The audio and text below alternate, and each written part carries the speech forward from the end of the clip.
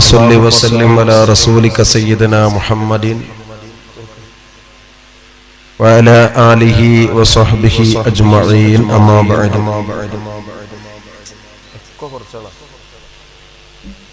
أعوذ بالله من الشيطان الرجيم بسم الله الرحمن الرحيم ألم تر كيف ضرب الله مثلا كلمة طيبة كشجرة طيبة أصلها ثابت وفرعها في السماء تؤتي أكلها كل حين. സമാദരണീയനായ അധ്യക്ഷൻ അബ്ദുറഹിമാൻ കുന്നോത്ത് അവറുകളെ, ഈ വേദിയുടെ ബഹുമാന്യനായ ഉദ്ഘാടകൻ എന്റെ ബഹുമാന്യ സുഹൃത്ത് ജുനൈദ് സാദി കൂത്തുപറമ്പ് അവറുകളെ, ഈ വേദിയിൽ ആശംസാ പ്രഭാഷണം നിർവഹിച്ച SKSSFന്റെ വിഖായ കമ്മിറ്റിയുടെ സ്റ്റേറ്റ് ചെയർമാൻ പ്രിയപ്പെട്ട RV അബൂബക്കർ യമാനി, ഖത്തർ കോഴിക്കോട് ജില്ലയുടെ വൈസ് പ്രസിഡന്റ്, SKSSFന്റെ വൈസ് പ്രസിഡന്റ് പ്രിയപ്പെട്ട സുഹൃത്ത് റഷീദ് യമാനി കൊയിലാണ്ടി, ഈ മഹത്തായ ശബ്ദം ലോകത്തിന്റെ ഏത് ദിക്കിലും കേൾക്കത്തക്ക വിധത്തിൽ ഇവിടെ കേരള ഇസ്ലാമിക് ക്ലാസ് റൂമിനെ സംവിധാനിച്ച എന്റെ പ്രിയപ്പെട്ട സുഹൃത്ത് അബ്ദുൽ അസീസ് യമാനി, സ്റ്റേജിൽ സന്നിഹിതരായ എന്റെ ബഹുമാന്യനായ സ്നേഹിതനും പ്രമുഖ സംഘാടകനുമായ AP ഇസ്മായിൽ സാഹിബ്, അതുപോലെ തന്നെ ബഹുമാനപ്പെട്ട സമീർ കോറോത്ത് കണ്ടി തുടങ്ങിയ ഈ വേദിയിൽ സന്നിഹിതരായ നേതാക്കളെ, പണ്ഡിതന്മാരെ, പ്രിയപ്പെട്ട സുഹൃത്തുക്കളെ, സഹോദരന്മാരെ, സഹോദരികളെ, അല്ലാഹു സുബ്ഹാനഹു വ തആല നാം ഈ ഒരുമിച്ച് കൂടിയ മഹത്തായ സദസ്സ് അല്ലാഹു സ്വീകരിക്കുന്ന സൽക്കർമ്മങ്ങളുടെ കൂട്ടത്തിൽ ഉൾപ്പെടുത്തുമാറാവട്ടെ. ഇതുപോലെ അല്ലാഹു അവന്റെ നിരവധി നിഅമത്തുകളെ കൊണ്ട് നിറക്കപ്പെട്ട ജന്നാത്തുൽ ഫിർദൗസിൽ നമ്മയും നമ്മുടെ മാതാപിതാക്കളെയും ഗുരുനാഥന്മാരെയും ഭാര്യ സന്താനങ്ങളെയും ബന്ധുമിത്രാദികളെയും പ്രസ്ഥാന ബന്ധുക്കളെയും നമ്മോട് ദുആ ചെയ്യാൻ വസിയത്ത് ചെയ്തവരെയും നാം ഇഷ്ടപ്പെടുന്നവരെയും നമ്മെ പ്രിയം വെക്കുന്നവരെയും നമ്മുടെ അഭ്യുദയകാംക്ഷികളെയും ഒരുമിച്ച് കൂട്ടുമാറാവട്ടെ.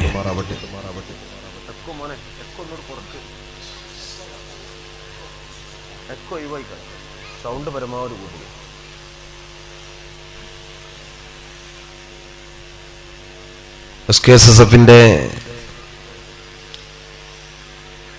തൃപ്പങ്ങോട്ടൂർ ശാഖയുടെ ഈ സമ്മേളനത്തിന്റെ ആദ്യത്തെ ദിവസത്തിൽ നിങ്ങളോടൊത്ത് പങ്കെടുക്കാൻ സാധിച്ചതിൽ അല്ലാഹുവിനെ സ്തുതിക്കുകയാണ്. അൽഹംദുലില്ലാഹ്. ഇന്നും നാളെയുമായി നടക്കുന്ന പരിപാടി മഹാനായ ശൈഖുന ചെറുശ്ശേരി ഉസ്താദിന്റെ നാമധേയത്തിൽ ഉയർത്തപ്പെട്ട ഈ നഗരിയിലാണ് നടക്കുന്നത്. ശൈഖുന മഹാനായ ചെറുശ്ശേരി ഉസ്താദിന് അല്ലാഹു മഗ്ഫിറത്തും റഹ്മത്തും പ്രദാനം ചെയ്യുമാറാവട്ടെ. അവിടത്തോടൊപ്പം അല്ലാഹു അവന്റെ സ്വർഗ്ഗലോകത്ത് നമ്മെ ഈ നാമമായി ബന്ധപ്പെട്ടവരെ കൂട്ടുമാറാവട്ടെ. ഒരു സുദീർഘമായ പ്രസംഗം നടത്തുന്ന എന്നതിനേക്കാൾ ഉപരി ഈ തുടക്ക ദിവസത്തിൽ നിങ്ങളുടെ ഈ നാട്ടിൽ ഈ മഹത്തായ ഉസ്താദുമാരുടെ ഒക്കെ കൂടെ പങ്കെടുക്കുക എന്ന വലിയ ഒരു ഇബാദത്തിന്റെ സാക്ഷ്യം വഹിക്കൽ മാത്രമാണ് ഞാനും ഒക്കെ ഉദ്ദേശിക്കുന്നത്. ഇത്രയും നല്ല ഒരു സൗകര്യം നാളത്തെ കൊടും ചൂടത്തും ഇരിക്കാൻ പറ്റുന്ന പന്തൽ സംവിധാനിച്ചുകൊണ്ട് SKSSF ഒരു പഠന ശിബിരം ഇവിടെ നടത്തുകയാണ്. അതിന് തയ്യാറായ സംഘാടകരെ അഭിനന്ദിക്കുക തന്നെയാണ്. ബഹുമാനപ്പെട്ട ജുനൈദ് സാദി ഉസ്താദ് സ്റ്റേജിൽ വെച്ച് പറഞ്ഞത്, സംഘടനയ്ക്ക് വേണ്ടി, പരിശുദ്ധ ദീനിന്റെ ദഅവത്തിന് വേണ്ടി എന്തിനും തയ്യാറായ നല്ലൊരു ടീം വർക്കറായ യുവാക്കൾ ഈ പ്രദേശത്തുണ്ടെന്നാണ്. അള്ളാഹുവിന്റെ ദീനിനെ പ്രചരിപ്പിക്കുന്നതിൽ സമസ്ത കേരള ജമിയത്തുൽ ഉലമയെ ശക്തിപ്പെടുത്തുന്നതിൽ SKSSFന്റെ പതാക പിടിച്ചുകൊണ്ട് ഈ പ്രദേശത്ത് പ്രസ്ഥാനത്തെ ജ്വലിപ്പിച്ചു നിർത്താൻ പറ്റുന്ന നല്ലൊരു സംഘാടകർ ഏത് സമയത്തും തയ്യാറായി നിൽക്കുന്നവർ ഈ നാട്ടിലുണ്ട്. അല്ലാഹു സുബ്ഹാനഹു വ തആല നാളെ അർശിന്റെ തണൽ കൊണ്ട് അനുഗ്രഹിക്കുന്ന ശാബുൻ നശഅ ഫീ ഇബാദത്തില്ലാ, അല്ലാഹുവിന്റെ ആരാധനയിൽ കഴിയുന്ന യുവാക്കളാണ് അർശിന്റെ തണൽ കൊണ്ട് അനുഗ്രഹിക്കപ്പെടുന്ന 7-ൽ 1 വിഭാഗം എന്ന് പറഞ്ഞവരിൽ ഈ യുവാക്കളെ അല്ലാഹു ഉൾപ്പെടുത്തുമാറാവട്ടെ. SKSSF ഉയർത്തിപ്പിടിക്കുന്ന ആദർശം അത് സമസ്ത കേരള ജമിയത്തുൽ ഉലമയുടെ ആദർശമാണ്.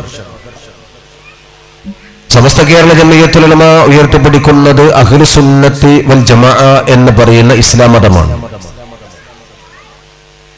ഇസ്ലാം എന്നത് കേരളത്തിൽ മാത്രം പരിചയപ്പെട്ട ഒരു മതമല്ല. അത് പ്രത്യേക ഒരു കാലഘട്ടത്തിൽ സൃഷ്ടിക്കപ്പെട്ട സംവിധാനവുമല്ല. അള്ളാഹുവിന്റെ ദർശനം, പടച്ച തമ്പുരാന്റെ സന്ദേശമാണ് വിശുദ്ധ ഇസ്ലാം. അത് ഖുർആനാണ്. ഖുർആൻ സൃഷ്ടിക്കപ്പെട്ട ഗ്രന്ഥമല്ല, സൃഷ്ടാവിന്റെ കലാമാണ് ഖുർആൻ. ആ ഖുർആൻ, അള്ളാഹുവിന്റെ ദർശനം ലോകത്ത് പരിചയപ്പെട്ടത് നബി സല്ലല്ലാഹു അലൈഹി വസല്ലം തങ്ങളുടെ കാലഘട്ടത്തിലാണ് എന്നതുകൊണ്ട് ഇസ്ലാം മതത്തിന്റെ പഴക്കം 15 നൂറ്റാണ്ടിലേക്ക് ബന്ധിപ്പിച്ചുകൊണ്ട് നമ്മൾ പറയാറുണ്ട്. അതുകൊണ്ട് ഇസ്ലാം മതം ലോകത്തൊക്കെ എവിടെയൊക്കെ ഉണ്ടോ അതൊക്കെയും സമസ്തയാണ്. അതെങ്ങനെ വന്നു എന്ന് ചോദിച്ചാൽ സമസ്ത കേരള എന്ന് പറഞ്ഞുകൊണ്ട് പ്രത്യേകിച്ചൊരു ആദർശം സമസ്തക്ക് പറയാനില്ല. കേരളത്തിൽ മാത്രമായി ഒരു അഹ്ലു സുന്നത്ത് വൽ ജമാഅത്തില്ല, കേരളത്തിൽ മാത്രമായി ഒരു ഇസ്ലാം മതമില്ല. ലോക ഇസ്ലാമിന്റെ ആശയം എന്താണോ അതാണ് സമസ്ത കേരള ജമിയത്തുൽ ഉലമയുടെ ആദർശം. അതുകൊണ്ട് സമസ്ത ലോക ജമിയത്തുൽ ഉലമ എന്നാണ് അതിന്റെ പരിപ്രേക്ഷ്യം.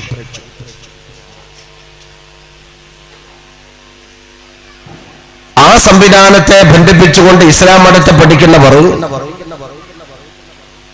ലോകത്തെ ഏതൊക്കെ ഭാഗത്താണോ അതൊക്കെ ഇസ്ലാമുമായി ബന്ധിപ്പിക്കുന്നവർക്ക് പരിശുദ്ധ അഹ്ലു സുന്നത്ത് വൽ ജമാഅത്തിന്റെ ആദർശത്തിൽ നിന്നുകൊണ്ട് സമസ്തക്കാർ ആവാൻ സാധിക്കും.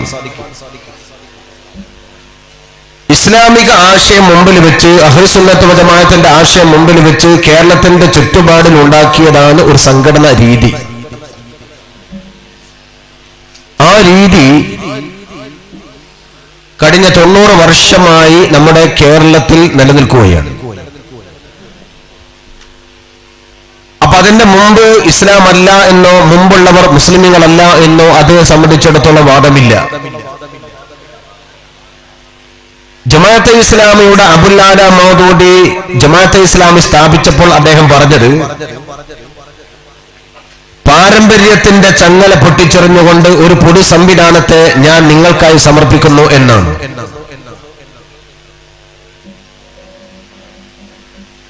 വഹാബി പ്രസ്ഥാനത്തിന്റെ ഉപജ്ഞാതാവായ Muhammad bin Abdul Wahhab Saudi Arabia കേന്ദ്രമായി കൊണ്ട് അയാളുടെ ചില ജൽപ്പനങ്ങളെ, ചില വിദണ്ഡവാദങ്ങളെ ലോകത്തോട് സമർപ്പിച്ചുകൊണ്ട് പറഞ്ഞത്, പാരമ്പര്യമായ അനുഷ്ഠാന മുറകൾ തിരുത്തിക്കൊണ്ട് നവീന ആശയങ്ങളെ സമർപ്പിച്ചുകൊണ്ടാണ്. അതുവരെയുള്ളതിനെ മുഴുവനും പൊളിച്ചെടുത്ത് പുതിയ ഇസ്ലാം ഉണ്ടാക്കി. പാരമ്പര്യമായി കടന്നുപോരുന്ന ഇസ്ലാം മതത്തെ പൊളിച്ചു മാറ്റിക്കൊണ്ട് ആ ചങ്ങല പൊട്ടിച്ചെറിഞ്ഞുകൊണ്ട് പുതിയ ഇസ്ലാമിനെ ഉണ്ടാക്കി. അതാണ് മുഹമ്മദ് ബിൻ അബ്ദുൽ വഹാബും മൗലാന അബുൽ ആല മൗദൂദിയും സ്ഥാപിച്ചതെങ്കിൽ അതുവരെ പറഞ്ഞത്, അവരുടെ കാലഘട്ടത്തോളം പറഞ്ഞതൊക്കെയും ഇസ്ലാമിന്റെ പുറത്താണ്. അപ്പോൾ അതുവരെ ഉള്ളത് ഇസ്ലാമിക വിരുദ്ധം, അതുവരെ അതിന്റെ ശേഷമുള്ളത് ഇസ്ലാമികം. അതുകൊണ്ടാണ് ആ രണ്ട് സംഘടനകൾക്കും അവരുടെ ആശയങ്ങളെ രൂപീകരിക്കുന്നതിൽ, അവരുടെ ആശയത്തിനെ അടിസ്ഥാനപരമായി നിർവചിക്കുന്നതിൽ അവർക്ക് ചില തത്വങ്ങളെ സംവിധാനിക്കേണ്ടി വന്നത്. കാര്യകാരണ ബന്ധങ്ങൾക്ക് അതീതമായി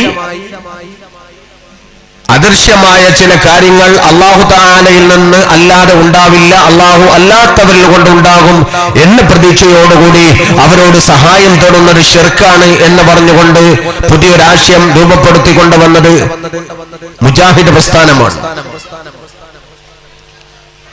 മനുഷ്യരെ അനുസരിക്കുന്നത് ശിർക്കാണ് എന്ന് പറഞ്ഞു രാജ്യത്തിന്റെ ജനാധിപത്യ സംവിധാനത്തെയും മതേതര സംവിധാനത്തെയും കുഫറും ശിർക്കുമായി ചിത്രീകരിച്ചുകൊണ്ട് ജമാഅത്തെ ഇസ്ലാമിയെ സ്ഥാപിച്ചവർ അവർ പുതിയ നിർവചനം ഇസ്ലാമികമായ കാര്യങ്ങൾക്കും അടിസ്ഥാന തത്വങ്ങൾക്കും കൊണ്ടുവന്നത് നവീന ആശയത്തിന്റെ പേരിലാണ്. എന്നാൽ സമസ്ത കേരള ജംഇയ്യത്തുൽ ഉലമ അങ്ങനെ ഒരു ആശയം, അങ്ങനെ ഒരു നിർവചനം ഇസ്ലാമിന്റെ ഒരു അടിസ്ഥാന കാര്യങ്ങൾക്കും പറഞ്ഞിട്ടില്ല. അങ്ങനെ ഒരു ആശയം അടിസ്ഥാനപരമായി പറയാത്ത മതമാണ്, സംഘടനയാണ് സമസ്ത. അങ്ങനെ പറഞ്ഞാൽ അതിന്റെ മുമ്പുള്ളതൊക്കെ ഇസ്ലാം അല്ല എന്ന് വരും, അതല്ലാത്തതൊക്കെ ഇസ്ലാമിക വിരുദ്ധമായി വരും. ബഹുമാനപ്പെട്ട സമസ്ത കേരള ജംഇയ്യത്തുൽ ഉലമ രൂപീകരിച്ചത് ഇസ്ലാമിന്റെ അടിസ്ഥാന പ്രമാണങ്ങളെ നിർവചിക്കാനല്ല, ഇസ്ലാമിന്റെ തത്വങ്ങളെ നിർവചിക്കാനല്ല, നിർവചിക്കപ്പെട്ട ഇസ്ലാമിന്റെ തത്വങ്ങളെ പ്രചരിപ്പിക്കാൻ മാത്രമാണ് സമസ്ത കേരള ജംഇയ്യത്തുൽ ഉലമ രൂപീകരിച്ചത്. അത് പ്രചരിപ്പിക്കുകയും അതുവരെ കാത്തുസൂക്ഷിക്കപ്പെട്ടവയെ തുടർന്ന് കാത്തുസൂക്ഷിക്കുകയും ചെയ്യുക എന്നതാണ് സമസ്തയുടെ ലക്ഷ്യം. ആ ആശയത്തെ ലോകത്തോട് പ്രചരിച്ചു കൊടുക്കാൻ, കേരളത്തിലെ രൂഢമൂലമൊക്കാൻ 90 വർഷക്കാലമായി സമസ്ത കേരള ജംഇയ്യത്തുൽ ഉലമ പ്രവർത്തിക്കുകയാണ്. ഈ പ്രസ്ഥാനത്തെ സ്ഥാപിച്ചത് മഹാന്മാരായ ആരിഫീങ്ങളാണ്, അള്ളാഹുവിന്റെ ഔലിയാക്കന്മാരാണ്, സൂക്ഷ്മാലുക്കളായ പണ്ഡിതന്മാരാണ്. ഞാൻ ഏതെങ്കിലും സംഘടനകളെ കുറ്റപ്പെടുത്താൻ വേണ്ടി ആഗ്രഹിക്കുന്നില്ല. കേരളത്തിൽ വഹാബി പ്രസ്ഥാനക്കാർ പറഞ്ഞു വന്നത് അള്ളാഹു അല്ലാത്തവരോട് സഹായം തേടാൻ അദൃശ്യ മാർഗത്തിൽ പാടില്ല. ഞാൻ ചെറിയ രൂപത്തിൽ അത് പറഞ്ഞ് വിഷയത്തിന്റെ കാമ്പിലേക്ക് വരാം. അദൃശ്യ മാർഗത്തിൽ ചോദിക്കാൻ പാടില്ല എന്ന് പറഞ്ഞാൽ ബദരീങ്ങളെ കാക്കണേ പറയാൻ പാടില്ല, മുഹിദ്ദീൻ ഷെയ്ഖെ രക്ഷിക്കണേ പറയാൻ പാടില്ല. അതുപോലെ തന്നെ അള്ളാഹു അല്ലാത്ത അദൃശ്യമായ ഒരു കഴിവിനോടോ ഒരു ശക്തിയോടോ സഹായം തേടാൻ പാടില്ല. പക്ഷെ ഇപ്പോ അവർ പറയുന്നത് ജിന്നുകളോട് സഹായം തേടാം. അപ്പൊ അദൃശ്യമാർഗത്തിൽ ചില ശക്തികളോട് ചോദിക്കാൻ പാടില്ല എന്ന് പറഞ്ഞതോ, ആ പറഞ്ഞതാണ് തെറ്റ്. അപ്പൊ നിർവചനങ്ങൾ പറഞ്ഞതെല്ലാം തിരുത്തി പറയേണ്ട അവസ്ഥയിലേക്ക് ആ പ്രസ്ഥാനം ചെന്നു. അവർക്ക് വിഭാഗീയത സംഭവിച്ചത് അടിസ്ഥാനമായ അടിത്തറയിൽ ഇളക്കം പറ്റിക്കൊണ്ടാണ്. അത് മാറ്റിവെച്ച് ജമാഅത്തെ ഇസ്ലാമിലേക്ക് കടന്നു വന്നാൽ അടിത്തറ ഇളകപ്പെട്ടതും അവിടെയാണ്. തെരഞ്ഞെടുപ്പിൽ മത്സരിക്കാൻ പാടില്ല. ഏതെങ്കിലും രാഷ്ട്രീയ പാർട്ടിയല്ല പറയുന്നത്, ഒരു മതസംഘടന. 1971 ഏപ്രിൽ മാസം പുറത്തിറങ്ങിയ പ്രബോധനത്തിന്റെ എഡിറ്റോറിയൽ പറയുന്നത് ജമാഅത്തെ ഇസ്ലാമി ലോകത്ത് ഒരു സ്ഥലത്തും തെരഞ്ഞെടുപ്പിൽ മത്സരിക്കില്ല. കാരണം ജനാധിപത്യം എന്ന് പറയുന്നത് ജനത്തിന്റെ ആധിപത്യമാണ്. ദൈവത്തിന്റെ ആധിപത്യത്തിന് അപ്പുറത്ത് ജനത്തിനൊരു ആധിപത്യം പാടില്ല. ജമാഅത്തെ ഇസ്ലാമി എവിടെയെങ്കിലും മത്സരിക്കുന്നു എന്ന് കേട്ടാൽ നിങ്ങൾക്ക് തീരുമാനിക്കാം അത് ആ പ്രസ്ഥാനം അസ്തമിച്ചു കഴിഞ്ഞിരിക്കുന്നു എന്ന്. അങ്ങനെയാണ് ഒരുപാട് കാലം ജമാഅത്തെ ഇസ്ലാമി ജനങ്ങളെ സംവിധാനിച്ചത്. പിന്നീട് ജമാഅത്തെ ഇസ്ലാമി പറഞ്ഞു, ജനാധിപത്യ രീതിയിൽ മത്സരിക്കുന്ന സ്ഥാനാർത്ഥികൾക്ക് മൂല്യം നോക്കി വോട്ട് കൊടുക്കാം. പിന്നെ പറഞ്ഞു, ഗ്ലോബലൈസേഷനും ആഗോളവൽക്കരണവും ഉദാരവൽക്കരണവും സാമ്രാജ്യത്വവും ഫാസിസവും പറഞ്ഞുകൊണ്ട് വോട്ട് മുഴുവനും ഇടതുപക്ഷത്തിന് കൊടുക്കാം. പിന്നീട് ജമാഅത്തെ ഇസ്ലാമി പറഞ്ഞു തദ്ദേശ സ്വയംഭരണ സ്ഥാപനങ്ങളിൽ വികസന മുന്നണി, ഐക്യമുന്നണി, പുരോഗമന മുന്നണി തുടങ്ങിയ പേരൊക്കെ ഇട്ടുകൊണ്ട് സ്വന്തം സ്ഥാനാർത്ഥിയെ നിർത്തി മത്സരിപ്പിക്കാം. ആ തെരഞ്ഞെടുപ്പിലാണ് വോട്ടെണ്ണിയപ്പോൾ വീണിതല്ലൊക്കെ എടുക്കുന്നു ധരണിയിൽ ശോണിതം വിട്ട് അയ്യോ ശിവ എന്നൊരു കവി പറഞ്ഞതുപോലെ ഉള്ള ചോറും ജമാഅത്തിന്റെ ലൂട്ടി. അത്രേ ഞങ്ങൾക്ക് ആളുള്ളൂ എന്ന് മാലോകർ തിരിഞ്ഞു. പിന്നീട് വന്ന തെരഞ്ഞെടുപ്പിൽ ജമാഅത്തെ ഇസ്ലാമി വെൽഫെയർ പാർട്ടി എന്ന രാഷ്ട്രീയ പാർട്ടിക്ക് രൂപം നൽകി. 65 കൊല്ലം മുമ്പ് ഇന്ത്യ രാജ്യത്തിലെ മുസ്ലിം ന്യൂനപക്ഷത്തിന്റെ ആധികാരിക ശബ്ദമായി കൊണ്ട് രാഷ്ട്രീയ പാർട്ടിക്ക് ജന്മം കൊടുത്ത ഖായിദ മില്ലത്ത് മുഹമ്മദ് ഇസ്മായിൽ സാഹിബിന്റെ മുഖത്ത് നോക്കി മൗലാന അബുൽ അല മൗലൂദി പറഞ്ഞത് താങ്കൾ ചെയ്തത് ശിർക്കാണ് എന്നാണ്. താങ്കൾ ചെയ്തത് വിവരക്കേടാണെന്നല്ല, താങ്കൾ ചെയ്തത് ഇന്ത്യൻ മുസ്ലിം ന്യൂനപക്ഷത്തെ വർഗീയപരമായി സംഘടിച്ചുകൊണ്ട് ഭൂരിപക്ഷ സമുദായത്തിന്റെ അധികാരം കൊടുക്കുന്നതിന്റെ അവസ്ഥ ഒരുക്കപ്പെടുന്ന വിവരക്കേടാണ് എന്നല്ല. അല്ലാഹു സുബ്ഹാനഹു വ തആലയിൽ ആരാധനയ്ക്ക് പങ്കുവഹിക്കുന്ന ശിർക്കാണ് മുസ്ലിം ലീഗ് ഉണ്ടാക്കിയതിലൂടെ നിങ്ങൾ ചെയ്തത് എന്നാണ് ഖായിദ മില്ലത്ത് മുഹമ്മദ് ഇസ്മായിൽ സാഹിബിൽ അടക്കമുള്ള ലീഗ് നേതാക്കളോട് മൗലാന അബുൽ അല മൗദൂദിയും ജമാഅത്തെ ഇസ്ലാമിയുടെ നേതാക്കന്മാരും പറഞ്ഞത്. 65 കൊല്ലം കഴിഞ്ഞപ്പോൾ ആ ഖായിദ മില്ലത്ത് ചെയ്ത 65 കൊല്ലം മുമ്പ് ചെയ്ത അതേ ഒരു രാഷ്ട്രീയ പാർട്ടിയുടെ വേറൊരു പേരിട്ടുകൊണ്ട് വെൽഫെയർ പാർട്ടി എന്ന് പറഞ്ഞുകൊണ്ട് ജമാഅത്തെ ഇസ്ലാമി ഉണ്ടാക്കി. അപ്പൊ ശിർക്കാണ് വേണ്ടത് എന്ന ജമാഅത്തെ ഇസ്ലാമി ഇപ്പോ പറയുന്നു. അപ്പൊ ഇന്ന് ജമാഅത്തെ ഇസ്ലാം ഇല്ല. അപ്പൊ ഞാൻ പറയാനുള്ള കാരണം രാഷ്ട്രീയപരമായ കാര്യം പറഞ്ഞതല്ല.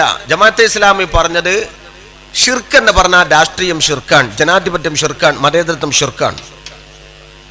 അള്ളാഹുവിന്റെ ദുനിയാവിൽ ജനിക്കപ്പെട്ട പ്രസ്ഥാനത്തിന്റെ സ്ഥാപകൻ ശാപമായ ഏക സംഘടന ജമാഅത്തെ ഇസ്ലാമി മാത്രമാണ്. ജനിക്കപ്പെട്ട പ്രസ്ഥാനം, സ്ഥാപിച്ച സ്ഥാപകൻ പാരയായ ഏക പ്രസ്ഥാനം.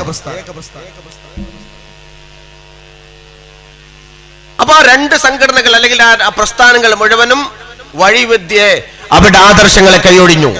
എന്നാൽ സമസ്ത കേരള ജംഇയ്യത്തുൽ ഉലമ ഇന്ന് വരെ ഒരു കാര്യത്തിലും അയവ് വരുത്തിയിട്ടില്ല, ഒരാദർശത്തിലും സമസ്ത മായം ചേർത്തിട്ടില്ല. 60-90 കൊല്ലം മുമ്പ് പറഞ്ഞത് 90 വർഷം കഴിഞ്ഞിട്ടും പറയുന്നു. അത് 90 കൊല്ലം മുമ്പ് പറഞ്ഞതല്ല, 15 നൂറ്റാണ്ട് മുമ്പ് പറഞ്ഞു വന്ന പരിശുദ്ധമായ ഇസ്ലാം മതത്തെയാണ് ബഹുമാനപ്പെട്ട സമസ്ത കേരള ജംഇയ്യത്തുൽ ഉലമ ഇന്നും പറയുന്നത്. ഖിയാമത്ത് നാൾ വരെ അത് തന്നെയാണ് സമസ്തക്ക് പറയാനുള്ളത്.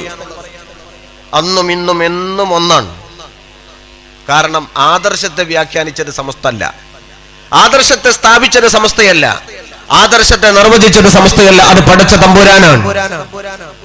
അല്ലാഹു തആല മഹാനായ നബി സല്ലല്ലാഹു അലൈഹി വസല്ലം തങ്ങളെ പറഞ്ഞയച്ച് ലോകത്ത് ഇസ്ലാം മതത്തെ പരിചയപ്പെടുത്തിയതും അല്ലാഹുവിന്റെ കലാമും അല്ലാഹുവിന്റെ ദർശനവുമായി കൊണ്ടാണ്. വമാ യന്തിഖു അനിൽ ഹവാ ഇൻ ഹുവ ഇല്ലാ വഹീ യൂഹാ. അല്ലാഹുവിന്റെ വഹി ഇല്ലാതെ, പടച്ച തമ്പുരാന്റെ ഇൽഹാമില്ലാതെ വമാ യന്തിഖു അനിൽ ഹവാ, സ്വയേഷ്ട പ്രകാരമൊന്നും പറഞ്ഞിട്ടില്ല.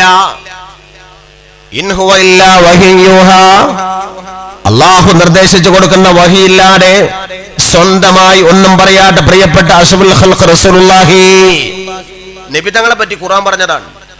അതുകൊണ്ട് റസൂലുള്ള പറഞ്ഞാലും അത് അള്ളാന്റേതാണ്, റസൂലുള്ള പറഞ്ഞാലും റസൂലുള്ള ചെയ്താലും റസൂലുള്ള മൗനാനുവാദം കൊടുത്താലും അത് അള്ളാഹുവിന്റെ ദർശനമാണ്, ത്രികാല ജ്ഞാനിയായ പടച്ച റബ്ബിന്റേതാണ്. അതാണ് സമസ്ത. അതുകൊണ്ട് അവിടെ സമസ്ത തൊടാൻ പോയിട്ടില്ല, സമസ്ത കഥ പണിയില്ല.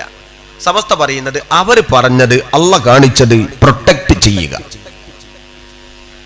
പിന്നെ സമസ്തക്കാരായ ചില ആളുകൾ സമസ്തയിൽ ചില മാറ്റങ്ങൾ ഉണ്ടായി, പഴയ കാര്യങ്ങളൊക്കെ പിന്നെ സമസ്ത തിരുത്തി. എന്തൊക്കെ തിരുത്തിയത്? ചില ആളുകൾ പറയുന്നത് എന്താ? ഒന്ന്, കറുത്ത ബോർഡിൽ വെള്ളച്ചോക്ക് കൊണ്ട് എഴുതാൻ പാടില്ല എന്ന് പണ്ട് സമസ്തക്കാരെ പറഞ്ഞു, ഇപ്പൊ സമസ്തക്കാർ അത് ചെയ്യുന്നു. പണ്ട് സിനിമ കാണാൻ പാടില്ല എന്ന് പറഞ്ഞു, ഇപ്പൊ ലൈവായി സിനിമ പ്രദർശിപ്പിക്കുന്നു. KT ജലീൽ എന്ന് പറയുന്ന ഒരു വിദ്വാൻ ഒരു പോസ്റ്റ് ഇട്ടു ഫേസ്ബുക്കിൽ. സമസ്ത പണ്ഡിതന്മാർ പണ്ട് TV ഹറാമാന്ന് പറഞ്ഞു, ഇപ്പൊ TV ലൈവായി അവർ സംപ്രേഷണം തുടങ്ങി. കറുത്ത ബോർഡിൽ വെള്ളച്ചോക്ക് കൊണ്ട് എഴുതാൻ പാടില്ല എന്ന് സമസ്തക്കാർ പറഞ്ഞു, ഇന്ന് അവർ ചെയ്യാൻ തുടങ്ങി. അപ്പൊ അവർ ആദ്യത്തെ നിലപാട് മാറ്റി പുതിയ നിലപാട് സ്വീകരിച്ചു എന്ന് പറയുമ്പോ പഴമക്കാരായ ആളുകൾ ചെയ്തു വന്നിട്ടുള്ള നന്മകളിൽ അവർ വറഇന് വേണ്ടി ചില തീരുമാനങ്ങൾ എടുത്തിരുന്നു. വറഇന് വേണ്ടി അവർ സ്വീകരിച്ച നിലപാടുകളെ പിൽക്കാലഘട്ടത്തിൽ ഒരുപക്ഷെ സാമൂഹ്യ നന്മക്ക്, വിദ്യാഭ്യാസ പുരോഗതിക്ക്, നവോത്ഥാന നേട്ടത്തിന് അത് തിരുത്തേണ്ടി വരും. അത് അടിത്തറയിലുള്ള ഇളക്കമല്ല. മുജാഹിദ് എട്ടായി ഭിന്നിച്ചത് അടിത്തറയിൽ ഇളകിക്കൊണ്ടാണ്. ജമാഅത്തെ ഇസ്ലാമി കാലങ്ങളോളം പരിവർത്തനവും പരിണാമം സ്വീകരിച്ചത് അടിത്തറ ഇളക്കി മാറ്റിക്കൊണ്ടാണ്. ബഹുമാനപ്പെട്ട സമസ്ത കേരള ജംഇയ്യത്തുൽ ഉലമ 90 വർഷത്തിനിടയിൽ ചില മാറ്റങ്ങളെ സ്വീകരിച്ചത് അടിത്തറ ഇളക്കിയിട്ടല്ല, മറിച്ച് പ്രായോഗികപരമായി സമൂഹത്തോട് സംവദിക്കുമ്പോൾ പുതിയ പുതിയ കാഴ്ചപ്പാടുകളെ സ്വീകരിച്ചുകൊണ്ടും, എന്നാൽ പഴയ കാഴ്ചപ്പാടുകൾ വറഇന് വേണ്ടി, സൂക്ഷ്മതയ്ക്ക് വേണ്ടി അനുഷ്ഠിച്ചു പോരുന്നതിൽ അഭിമാനം സ്വീകരിച്ചുകൊണ്ടുമാണ്. കറുത്ത ബോർഡിൽ വെള്ളച്ചോക്ക് കൊണ്ട് എഴുതാൻ പാടില്ല എന്ന് ബഹുമാനപ്പെട്ട സുന്നത്ത് ജമാഅത്തിന്റെ ആലിമ്യങ്ങൾ ഒരു കാലഘട്ടത്തിൽ പറഞ്ഞത് വറഇന് വേണ്ടിയാണ്, സൂക്ഷ്മതയ്ക്ക് വേണ്ടിയാണ്. ബഹുമാനപ്പെട്ട അഹ്മദ് ബിൻ ഹംബൽ റളിയല്ലാഹു അൻഹു 4 മദ്ഹബുകളിൽ ഒരു മദ്ഹബിന്റെ ഇമാം, ലക്ഷക്കണക്കിന് ഹദീസുകൾ മനഃപ്പാടമുള്ള മഹാനായ അഹ്മദ് ബിൻ ഹംബൽ റളിയല്ലാഹു അൻഹു ജീവിതത്തിൽ ഒരിക്കൽ പോലും ബത്തക്ക തിന്നിട്ടില്ല. ജീവിതത്തിൽ ഒരിക്കൽ പോലും അദ്ദേഹം ബത്തക്ക തിന്നിട്ടില്ല. എന്താ കാരണം? ബത്തക്ക തിന്നാൽ ഷുഗർ രോഗം വർദ്ധിക്കുന്നത് കൊണ്ടല്ല, മറിച്ച് ബഹുമാനപ്പെട്ട നബി സല്ലല്ലാഹു അലൈഹി വസല്ലം തങ്ങൾ ഏത് വിധത്തിലാണ് ബത്തക്ക തിന്നത് എന്ന് ഹദീസിൽ നിന്നുകൊണ്ട് പ്രകടമായി കിട്ടാത്തത് കൊണ്ട്, അദ്ദേഹത്തിന് കിട്ടാത്തത് കൊണ്ട് അദ്ദേഹം പറഞ്ഞു, എനിക്ക് ബത്തക്ക വേണ്ട. റസൂലുള്ള തിന്നത് എങ്ങനെയാണെന്ന് അറിയില്ല. അത് സൂക്ഷ്മത എന്ന് പറയും. ഈ ഹദീസ് അല്ലെങ്കിൽ അഹ്മദ് ബിൻ ഹംബൽ റളിയല്ലാഹു അൻഹുവിന്റെ ജീവിത രീതി മുന്നിൽ വെച്ച് അഹ്മദ് മദ്ഹബ്, ഹംബലി മദ്ഹബിൽ ബത്തക്ക ഹറാമാണ് പറയാൻ പറ്റുമോ? ഒരിക്കൽ ബഹുമാനപ്പെട്ട അഹ്മദ് ബിൻ ഹംബൽ റളിയല്ലാഹു അൻഹുവിന് ഒരു വീട്ടിൽ നിന്ന് ഒരാൾ ഒരു ഹദിയ കൊണ്ടുപോയി കൊടുത്തു. ഒരു അപ്പം, നല്ല ടേസ്റ്റ് ഉള്ള അപ്പം, കാണാൻ നല്ല ഭംഗിയുള്ള അപ്പം. അത് കണ്ടപാടെ ബഹുമാനപ്പെട്ടവർ ചോദിച്ചു, ഇത് പാത്രത്തിൽ ചുട്ടതാണ്, ഇത് ചുട്ട കിണ്ണം ഏതാണ്? ആ കിണ്ണം ഒരു ജഡ്ജിയുടെ വീട്ടിൽ നിന്നുകൊണ്ട് വാങ്ങിയതാണ്, വായ്പ വാങ്ങിയതാണ്.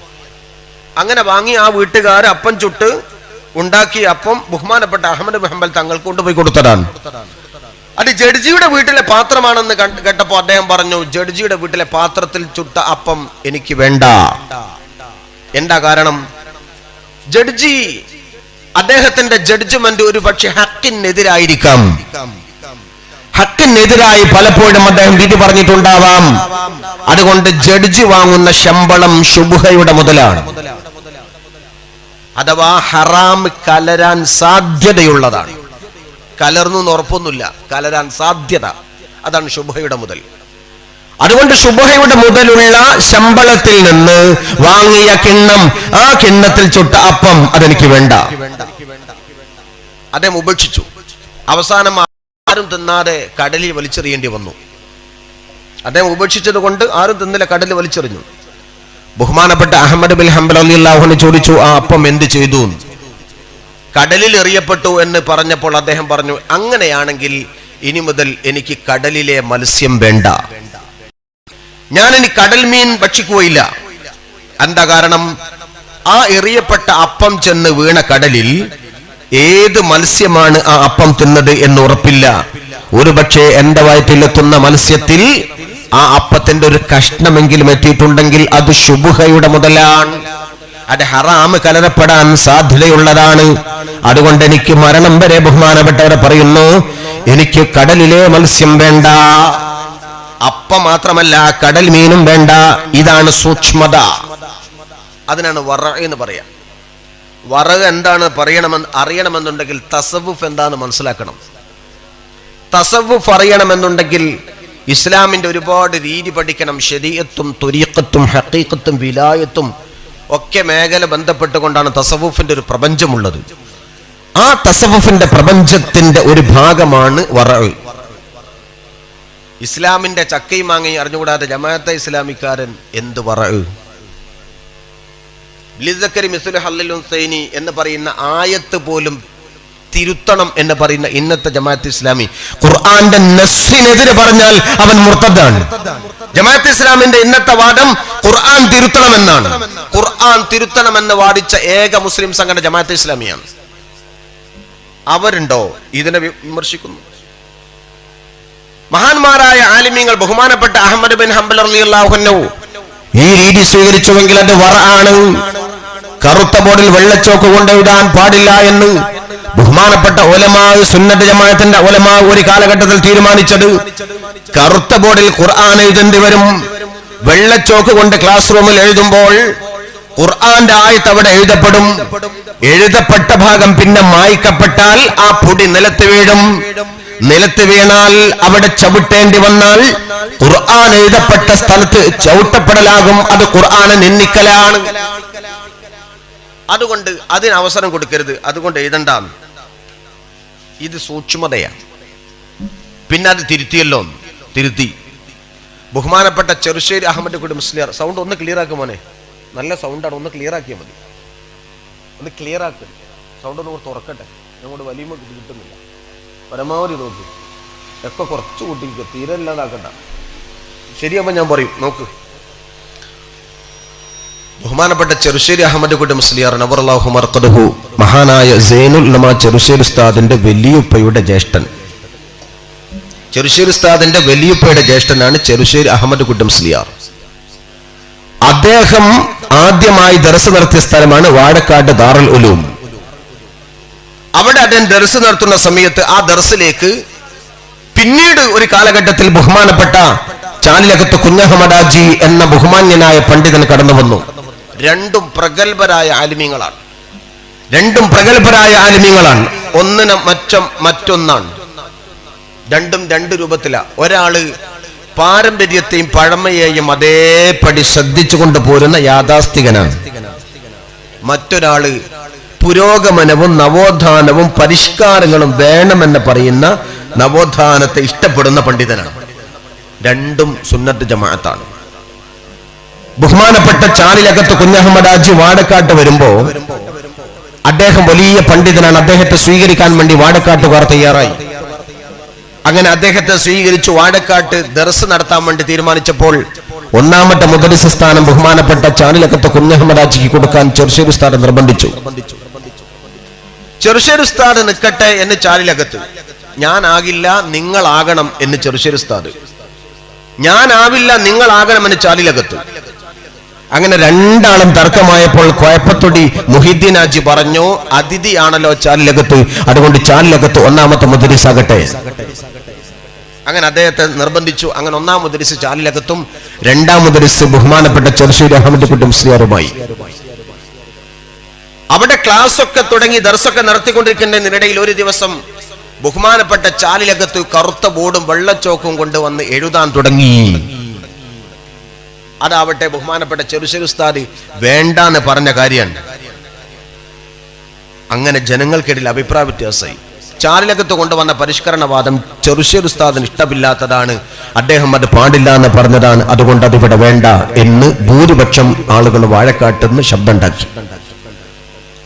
അങ്ങനെ നിൽക്കുന്ന സമയത്ത് ബഹുമാനപ്പെട്ട ചെറുശ്ശേരി അഹമ്മദ് കുട്ടി മുസ്ലിയാർ ജനങ്ങളെ മുഴുവൻ വിളിച്ചു വരുത്തി. എല്ലാവരെയും വിളിച്ചു വരുത്തിക്കൊണ്ട് എല്ലാവരോടും പറഞ്ഞു, ഞാൻ കറുത്ത ബോർഡിൽ വെള്ളച്ചോക്ക് കൊണ്ട് എഴുതാൻ പാടില്ല എന്ന് പറയാനുള്ള കാരണം, അത് എഴുതിയാൽ അവിടെ ഖുർആനായത്തോ റസൂലുള്ളാഹിന്റെ പേരോ അവിടെ എഴുതപ്പെടും. അങ്ങനെ എഴുതപ്പെട്ടതിന്റെ ശേഷം പിന്നീട് അത് മായ്ക്കപ്പെടുമ്പോൾ അതിന്റെ പൊടി നിലത്തേക്ക് വീഴും, ക്ലാസ് റൂമിൽ വീഴും.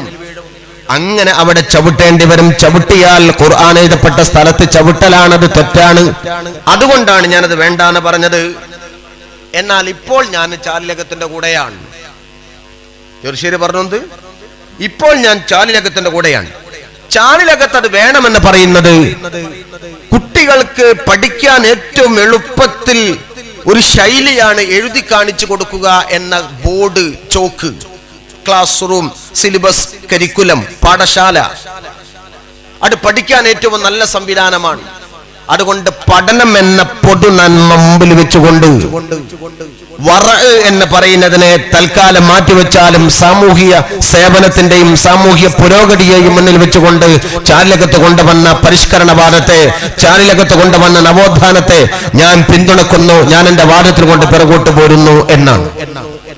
എന്ന് പറഞ്ഞാൽ മുൻഗാമികളായ ആലിമീങ്ങൾ തന്നെ ജനങ്ങൾക്ക് ക്ഷേമം കണ്ടാൽ, സാമൂഹ്യ പുരോഗതി കണ്ടാൽ, വിദ്യാഭ്യാസ നവോത്ഥാനം കണ്ടാൽ പണ്ടേ തിരുത്തി വരാറുള്ള ശൈലി ഇസ്ലാമിന്റെ ഭാഗം തന്നെയാണ് എന്ന് വിചാരിച്ച് അതിനെ പണ്ടത്തെ തിരുത്തിയെന്ന് ആരും കുറ്റം പറയില്ല. മുമ്പുണ്ടായിരുന്നത് സൂക്ഷ്മതയ്ക്ക് വേണ്ടി അങ്ങനെ പറഞ്ഞതാണ്. എന്നെ പോലെ തന്നെ ബഹുമാനപ്പെട്ട കണ്ണിയത്ത് ഉസ്താദ് പറഞ്ഞു ഒരിക്കൽ, സിനിമ, TV ഹറാമാണ്, തെറ്റാണ്, TV കാണാൻ പാടില്ല എന്ന് പറഞ്ഞു. ഇപ്പൊ നമ്മളൊക്കെ TV കാണുന്നു, അല്ലെങ്കിൽ സമസ്ത കേരള ജമിയത്തുൽ ഉലമ TV ലൈവായി സംപ്രേഷണം ചെയ്യുന്നു, ചാനല് ഒക്കെ അനുവദിക്കും പറ്റും എന്നതിലേക്ക് സമസ്ത എത്തിയിരിക്കുന്നു. അതെന്താ മാറ്റം? പാടില്ല എന്ന് പറഞ്ഞത് അത് കാണുക വഴി ഹറാം കാണേണ്ടി വരും, അതുകൊണ്ട് അത് പാടില്ല എന്ന് കൊട്ടിയടച്ചതാണ്. ഇപ്പോൾ പറഞ്ഞല്ലോ, ഏറ്റവും വലിയ പുരോഗമനവാദിയായ നമ്മുടെ കേരളത്തിലെ കവിയായ സുഗതകുമാരി പറഞ്ഞു, കേരളത്തിൽ സ്ത്രീ പീഡനം നിൽക്കാനുള്ള ഏറ്റവും നല്ല മാർഗം സീരിയൽ നിരോധിക്കലാണ്. സുഗതകുമാരി പറഞ്ഞത് എന്താ? സ്ത്രീ പീഡനം അവസാനിപ്പിക്കാനുള്ള ഏറ്റവും നല്ല വഴി സീരിയൽ നിരോധിക്കലാണ്. അപ്പൊ TV-യിലൊന്നും സീരിയൽ പാടില്ല, കാരണം അത് ശരിയാ, പെണ്ണ് കരയാൻ മാത്രം വിധിക്കപ്പെട്ടവളാണെന്നാണ് സീരിയലിന്റെ ആശയം. നമ്മൾ വീട്ടിൽ നിന്നുകൊണ്ട് നബീസു കരയാണ്. എന്താ കരയുന്നറിയോ? ചാനലിൽ കാണുന്ന ശ്രീദേവി കരയുന്നത് കണ്ട് നമ്മളെ നബീസു കരയുന്നു. ശ്രീദേവി കരയുന്നത് അഭിനയമാണ്. അവൾക്ക് ഗ്ലസറിൻ അടിച്ചിട്ട് സംവിധായകൻ അല്ലെങ്കിൽ ക്യാമറമാൻ പറയുന്നു, ഇപ്പോൾ കരയേണ്ട എപ്പിസോഡാ കരഞ്ഞോന്ന്. അവൾക്ക് കഥയൊന്നും അറിയില്ല, അപ്പൊ അവൾ കരഞ്ഞ് അഭിനയിക്കും. പക്ഷെ നമ്മളെ നബീസു അതിനെ മുമ്പത്തെ കഥ എന്താണെന്നറിയാം, ശ്രീദേവി എന്തിനാ കരയുന്നത് എന്നറിയാം. അതുകൊണ്ട് അവൾ കരയുന്നത് കണ്ട് നമ്മളെ നബീസും ഖദീജയും ഫാത്തിമയും സൈനബും കരയാണ്.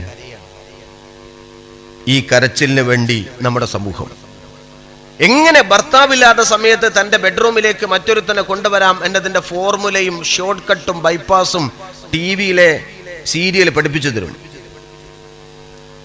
സ്ത്രീകളാവട്ടെ അതിൽ അന്ധമായി, ഞാൻ എല്ലാവരെയും കുറ്റപ്പെടുത്തല്ല, കാര്യബോധമുള്ള സഹോദരിമാരുണ്ട്. പുരുഷന്മാരാവട്ടെ സ്ത്രീകളാവട്ടെ പലരും അന്ധമായി സീരിയലിനെ അവലംബിച്ചു പോയി. അതാണ് നല്ലത് എന്ന് മനസ്സിലാക്കി. വമിനന്നാസി മൻ യസ്തരി ലഹവൽ ഹദീസ് ലിയുമില്ല അൻ സബീലില്ലാഹ് ബിഗൈരി ഇൽമിൻ വയത്തഖിദുഹാ ഹുസ്വാ ഉലൈക ലഹും അദാബുൻ മുഹീൻ. ജനങ്ങളിൽ ചിലരുണ്ട്, അവർ നിർമ്മിച്ചുണ്ടാക്കുന്ന കടകൾ, പൊട്ടിക്കടകൾ, തമാശ കടകൾ, അത് സംപ്രേഷണം ചെയ്യുന്നു, അത് ജനങ്ങളുടെ മുമ്പിൽ പറഞ്ഞ് പ്രചരിപ്പിച്ചു കൊണ്ടിരിക്കുന്നു. കഥ പറഞ്ഞ് അള്ളാഹുവിന്റെ മാർഗ്ഗത്തെ തൊട്ട് പിഴപ്പിച്ചു കൊണ്ടിരിക്കുന്നു. ഇത്തരക്കാർക്ക് വലിയ ശിക്ഷയുണ്ടെന്ന് വിശുദ്ധ ഖുർആൻ. അപ്പൊ ആ രീതി ഇന്നും തുടർന്നു കൊണ്ടിരിക്കുന്നു. സീരിയൽ വഴി നമ്മുടെ സഹോദരിമാർ വഴിതെറ്റിക്കൊണ്ടിരിക്കുകയാണ്.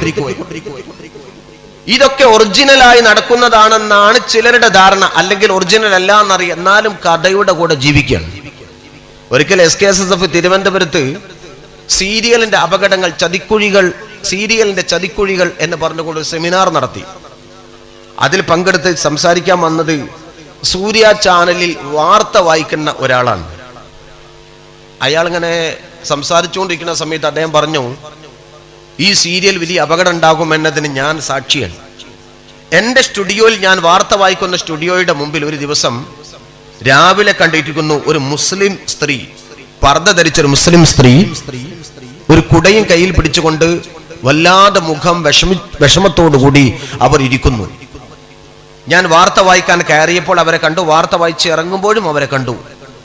ഞാൻ അവരോട് ചോദിച്ചു, അല്ലമ്മ, നിങ്ങൾ കുറെ നേരമായല്ലോ ഇരിക്കുന്നു, പോയപ്പോൾ ഞാൻ കണ്ടു, തിരിച്ചു വന്നപ്പോഴും നിങ്ങളെ കാണുന്നു, എന്താ നിങ്ങൾ ഇവിടെ ഇരിക്കുന്നത് എന്ന് ചോദിച്ചു. അപ്പോഴാ ഉമ്മ പറയാ, മോനെ, ഇന്നലെ രാത്രി നിങ്ങൾ കാണിച്ച സീരിയലില് രാജനും രാധയും തമ്മിൽ തെറ്റി. അവരങ്ങനെ തെറ്റരുതായിരുന്നു, അതെങ്ങനെങ്കിലും പറഞ്ഞ് നന്നാക്കാൻ പറ്റുമെന്ന് നോക്കാൻ വന്നതാ ഞാൻ, ഇതിൻ്റെ ഉള്ളിൽ നിന്ന് കളിക്കുന്നതെന്ന് ആരോ പറഞ്ഞു. അതൊക്കെ ഇവിടെ നടക്കുന്ന കാര്യമെന്നാണ് ഉമ്മാന്റെ വിചാരം. ഇത് ഒരു ഉമ്മയുടെ മാത്രമല്ല, അനേകം സ്ത്രീകളുടെ ഒരു ധാരണ അല്ലെങ്കിൽ അവരുടെ വിശ്വാസം. സീരിയൽ കഥ നടക്കുന്നതാ, സംഭവിക്കുന്നതല്ലെങ്കിലും എന്നാലും ഉണ്ടല്ലോ ഒരു കഥ, അതൊരു വല്ലാത്ത കഥയാണ് എന്ന് പറഞ്ഞ് അതിൻ്റെ മേൽ മനസ്സ് പിരിമുറുക്കുക. സീരിയൽ കണ്ടു കഴിഞ്ഞാൽ നാളത്തെ എന്താകുമെന്നറിയാഞ്ഞിട്ട് ചില പെണ്ണുങ്ങൾക്ക് കിടന്നിട്ട് ഉറക്കം വരുന്നില്ല. ചില സ്ത്രീകൾക്ക് ഭക്ഷണം വേവിച്ചുണ്ടാക്കിയിട്ട് ഒരു തൃപ്തിയാകുന്നില്ല. ചോറുമല്ല കഞ്ഞിയുമല്ല ചൊറിഞ്ഞായി പോകും ചില ഭക്ഷണമൊക്കെ. ആ രൂപത്തിൽ സീരിയലിന്റെ കൂടെ ജീവിക്കുക. ഈ വിധത്തിലുള്ള അന്ധമായ അനുകരണത്തെ കണ്ടുകൊണ്ടാണ് സുഗതകുമാരിയെ പോലുള്ളവർ വിലക്കിയത്. ആ അപകടം മുന്നിൽ കണ്ടുകൊണ്ടാണ് ടിവിയെ വേണ്ട എന്ന്, അല്ലെങ്കിൽ അതിന്റെ കറാമത്ത് മനസ്സിലാക്കിക്കൊണ്ടാണ് ബഹുമാനപ്പെട്ട കണ്ണിയത്ത് ഉസ്താദ് അത് വേണ്ടാന്ന് പറഞ്ഞത്. പിന്നത് വേണമെന്നതിലേക്ക് എത്താനുള്ള കാരണം സോഷ്യൽ മീഡിയ, വിഷ്വൽ മീഡിയ, ചലിക്കുന്ന ചിത്രങ്ങൾ, അതൊരു പക്ഷെ ജനങ്ങൾക്ക് ലൈവായി കാര്യങ്ങൾ എത്തിച്ചു കൊടുക്കാൻ കാരണമായി തീരും. സുനാമി ദുരന്തം കണ്ടപ്പോൾ ചില ആളുകൾക്ക് പിന്നെ പള്ളിയിൽ നിന്ന് ഇറങ്ങാൻ തോന്നുന്നില്ല. എന്താ കാരണം? പഠിച്ചോന് ഖിയാമത്ത് നാൾ ഉണ്ടാവുന്ന ഉറപ്പാ. ഇങ്ങനാണെങ്കിൽ ഒരു വലിയ സുനാമി വന്നാൽ പോരെ ലോകം മുഴുവനും നശിക്കാൻ. അത് പണ്ട് കാലങ്ങളിൽ പത്രങ്ങളിൽ കാണുന്നതിനേക്കാൾ ടി വിയിൽ ലൈവായി സുനാമി ദുരന്തം കണ്ടപ്പോ മരണത്തെ സംബന്ധിച്ചുള്ള ബോധമുണ്ടാവാൻ കാരണമായുവെങ്കിൽ ലൈവായി ചില കാര്യങ്ങൾ കാണുക വഴി മനുഷ്യന്റെ പച്ചയായ സത്യങ്ങളെ ബോധ്യപ്പെടുക വഴി അതുവഴി പടച്ചിറപ്പിനോടുള്ള ഭയമുണ്ടാവുകയും അവന്റെ ചിന്താമണ്ഡലത്തെ വികസിപ്പിക്കുകയും അവന്റെ അറിവിന്റെ ധാരകൾ വികസിക്കുകയും ചെയ്യുമെന്നുണ്ടെങ്കിൽ ആ ചലച്ചിത്രങ്ങൾ, ലൈവായി കാര്യങ്ങൾ മനസ്സിലാക്കാവുന്ന സോഷ്യൽ മീഡിയകളും അതേപോലെ തന്നെ വിഷ്വൽ മീഡിയകളും ജനങ്ങൾക്ക് ഉപകാരപ്രദമാണ്. കത്തി രണ്ടായും ഉപയോഗിക്കാം. വീട്ടിൽ വെണ്ടക്ക വെട്ടാൻ കത്തി ഉപയോഗിക്കും. അതേ കത്തി കൊണ്ട് മനുഷ്യന്റെ തല വെട്ടാനും ഉപയോഗിക്കും. കുറ്റം കത്തിക്കല്ല, ഉപയോഗിക്കേണ്ടവന്റെ മെന്റാലിറ്റിയാണ്. ടി വി നന്മക്ക് ഉപയോഗിക്കാം, ടി വി തിന്മക്ക് ഉപയോഗിക്കാം. കുറ്റം ടി വിക്കല്ല, തുറക്കുന്നവന്റെ മൈൻഡാണ്. അതുകൊണ്ട് അപകടം മനുഷ്യനിലാണ്, അവൻ തിരുത്തണം. അതുകൊണ്ട് അതിന്റെ അപകടത്തെ കണ്ടുകൊണ്ട് ബഹുമാനപ്പെട്ട മഹാനായ കണ്ണിയത്ത് ഉസ്താദ് തെറ്റെന്ന് പറഞ്ഞെങ്കിൽ, തെറ്റെന്ന് പറഞ്ഞെങ്കിൽ സമസ്തക്കാർ വിവരദോഷികളാണെന്നോ സമസ്തക്കാർക്ക് വരുംവരായികളെ അറിയാത്തവരാണെന്നോ അന്ന് വേണ്ടാന്ന് പറഞ്ഞത് ഇന്നെന്താ വേണമെന്നാക്കിയത് എന്നതിനോ പരസ്പരം ബന്ധിപ്പിച്ചുകൊണ്ട് പറയേണ്ട കാര്യമില്ല. രണ്ടും രണ്ട് സമീപനമാണ്. ആ രീതിയെയാണ് സമസ്ത കേരള ജമിയത്തുൽ ഉലമ അവലംബിച്ചത്. ഇങ്ങനെ അവലംബിക്കുക വഴി കേരളക്കരയിൽ ബൃഹത്തായ ഒരു പ്രസ്ഥാനമായി സമസ്ത കേരള ജമിയത്തുൽ ഉലമ വളരുമ്പോ ബഹുമാനപ്പെട്ട ഔലിയാക്കന്മാർ ഇതിനെ സ്ഥാപിച്ച രീതിയെ നമ്മൾ സംബന്ധിച്ച് നമ്മൾ മനസ്സിലാക്കണം. ജാടകളെ കൊണ്ട് സമസ്തയെ കെട്ടിപ്പടുത്തിട്ടില്ല, വലിയ വലിയ പൊങ്ങച്ചങ്ങളെ കൊണ്ട് സമസ്തയെ കെട്ടിപ്പടുത്തിട്ടില്ല, വലിയ വലിയ ആർഭാടങ്ങളെ കൊണ്ട് സമസ്തയെ കെട്ടിപ്പടുത്തിട്ടില്ല. ബഹുമാനപ്പെട്ട സമസ്തയുടെ ആലിമീങ്ങൾ നിസ്വാർത്ഥരായ ഉലമാക്കളാണ്. ഞാൻ ഓർക്കുന്നത്, ഒരു ദിവസം ഒരു മനുഷ്യൻ, ഒരു ചെറുപ്പക്കാരനായ പണ്ഡിതൻ, അയാൾ പ്രസംഗിക്കുകയാണ്. എന്താണെന്നറിയോ? ചേളാരിക്കാരാ, നിങ്ങളുടെ പണ്ഡിതന്മാർ ഉപയോഗിക്കുന്ന കാറ്, നിങ്ങൾ ഉപയോഗിക്കുന്ന പണ്ഡിതന്മാരുടെ കാറ്, ഞങ്ങളുടെ ശൈഖന ഉപയോഗിക്കുന്ന കാറിന്റെ ഒരു നട്ടിന്റെ വില പോലുണ്ടാ ഇല്ല. ആ രൂപത്തിൽ നിങ്ങളും ഞങ്ങൾ തമ്മിലുള്ള മാറ്റം. ഇതിന്റെ അർത്ഥം കാർ ഉപയോഗിക്കാൻ പാടില്ല എന്നല്ല, കാറൊക്കെ ഉപയോഗിക്കാം. പക്ഷെ കാറിന്റെ പത്രാസ് പറഞ്ഞിട്ടാണ് ഇൽമിന്റെ ക്വാളിഫിക്കേഷൻ അളക്കേണ്ടത് എന്ന ധാരണ തെറ്റാണ്. അതല്ലല്ലോ. ബഹുമാനപ്പെട്ട മഹാനായ കാളമ്പാടി ഉസ്താദിന് സമസ്ത ഒരു കാർ വാങ്ങാൻ തീരുമാനിച്ചു. സമസ്ത കേരള ഇസ്ലാമിന്റെ വിദ്യാഭ്യാസ ബോർഡ് തീരുമാനിച്ചു. വിദ്യാഭ്യാസ ബോർഡ് എന്ന് പറഞ്ഞാൽ ഇന്ന് ലോകത്ത് അതുപോലൊരു ബോർഡില്ല. നിങ്ങൾ ആലോചിച്ച് നോക്കൂ, നമ്മൾ ഇവിടുത്തെ മദ്രസ ഇതുപോലെ 9695 മദ്രസ സമസ്തക്കുണ്ട്. 9695 മദ്രസ സമസ്തക്കുണ്ടെങ്കിൽ രണ്ടാം സ്ഥാനത്താര ദക്ഷിണ കേരള ജമിയത്തുൽ ഉലമയാ. ദക്ഷിണ കേരള ജമിയത്തുൽ ഉലമ വലിയ അലമ്പ് ടീമല്ല, അവർ സമസ്തയുമായി എപ്പോഴും സഹകരിക്കുന്നവരാ, ദക്ഷിണക്കാരാണ്. എന്ന് പറഞ്ഞാൽ തിരുവനന്തപുരം, കൊല്ലം, പത്തനംതിട്ട ജില്ലകളിലാണ് അവരുള്ളത്. പക്ഷെ അവർക്ക് മദ്രസകളുണ്ട്, സ്വന്തം വിദ്യാഭ്യാസ ബോർഡുണ്ട്. അത് മൊത്തം അവരുടെ മദ്രസയുടെ എണ്ണം 2000-ആണ്. രണ്ടാം സ്ഥാനം അവർക്കാണ് കേരളത്തിൽ. മൂന്നാം സ്ഥാനം കാന്തപുരം AP അബൂബക്കർ മുസ്ലിയാരുടെ സുന്നി വിദ്യാഭ്യാസ ബോർഡിനാണ്. മൂന്നാം സ്ഥാനം അവർക്കാണ്. അവരുടെ മദ്രസയുടെ എണ്ണം 1200 1200 ഉണ്ട്, വകവെച്ച് കൊടുക്കണം, അതുണ്ട്. പക്ഷെ അതിലപ്പുറം അവകാശപ്പെടണ്ട. ലോഡ്ജിന് നമ്പർ ഇട്ടതുപോലെ 1001 എന്ന് ഒന്നാമത്തെ മദ്രസക്ക് എണ്ണം തുടങ്ങണ്ട. 1 എന്നെണ്ണിയാൽ 1200 ഉള്ളൂ. 4ാം സ്ഥാനം കേരളക്കരയിലുള്ളത് മൗലവി മുജാഹിദിനാണ്. അവിടെ മദ്രസയുടെ എണ്ണം 360 ആണ്. 5ാം സ്ഥാനം മടവൂർ മുജാഹിദിനാണ്. അവിടെ മദ്രസയുടെ എണ്ണം 290 ആണ്. 6ാം സ്ഥാനം ജമാഅത്തെ ഇസ്ലാമിക്കാണ്. അവരുടെ മദ്രസയുടെ എണ്ണം 255 ആണ്. ഒന്നുകൂടി പറയാം, ജമാഅത്തെ ഇസ്ലാമി 255, മടവൂർ മുജാഹിദ് 290, മൗലവി മുജാഹിദ് 360, കാന്തപുരം സുന്നി 1200, ദക്ഷിണ കേരള ജംഇയ്യത്തുൽ ഉലമ 2000, സമസ്ത കേരള ജംഇയ്യത്തുൽ ഉലമ 9695 മദ്രസ. കടലും കടലാടിയും ഒരുപോലല്ല. ഇവരെല്ലാം കൂടിയാലും സമസ്തന്റെ 5 തികയില്ല.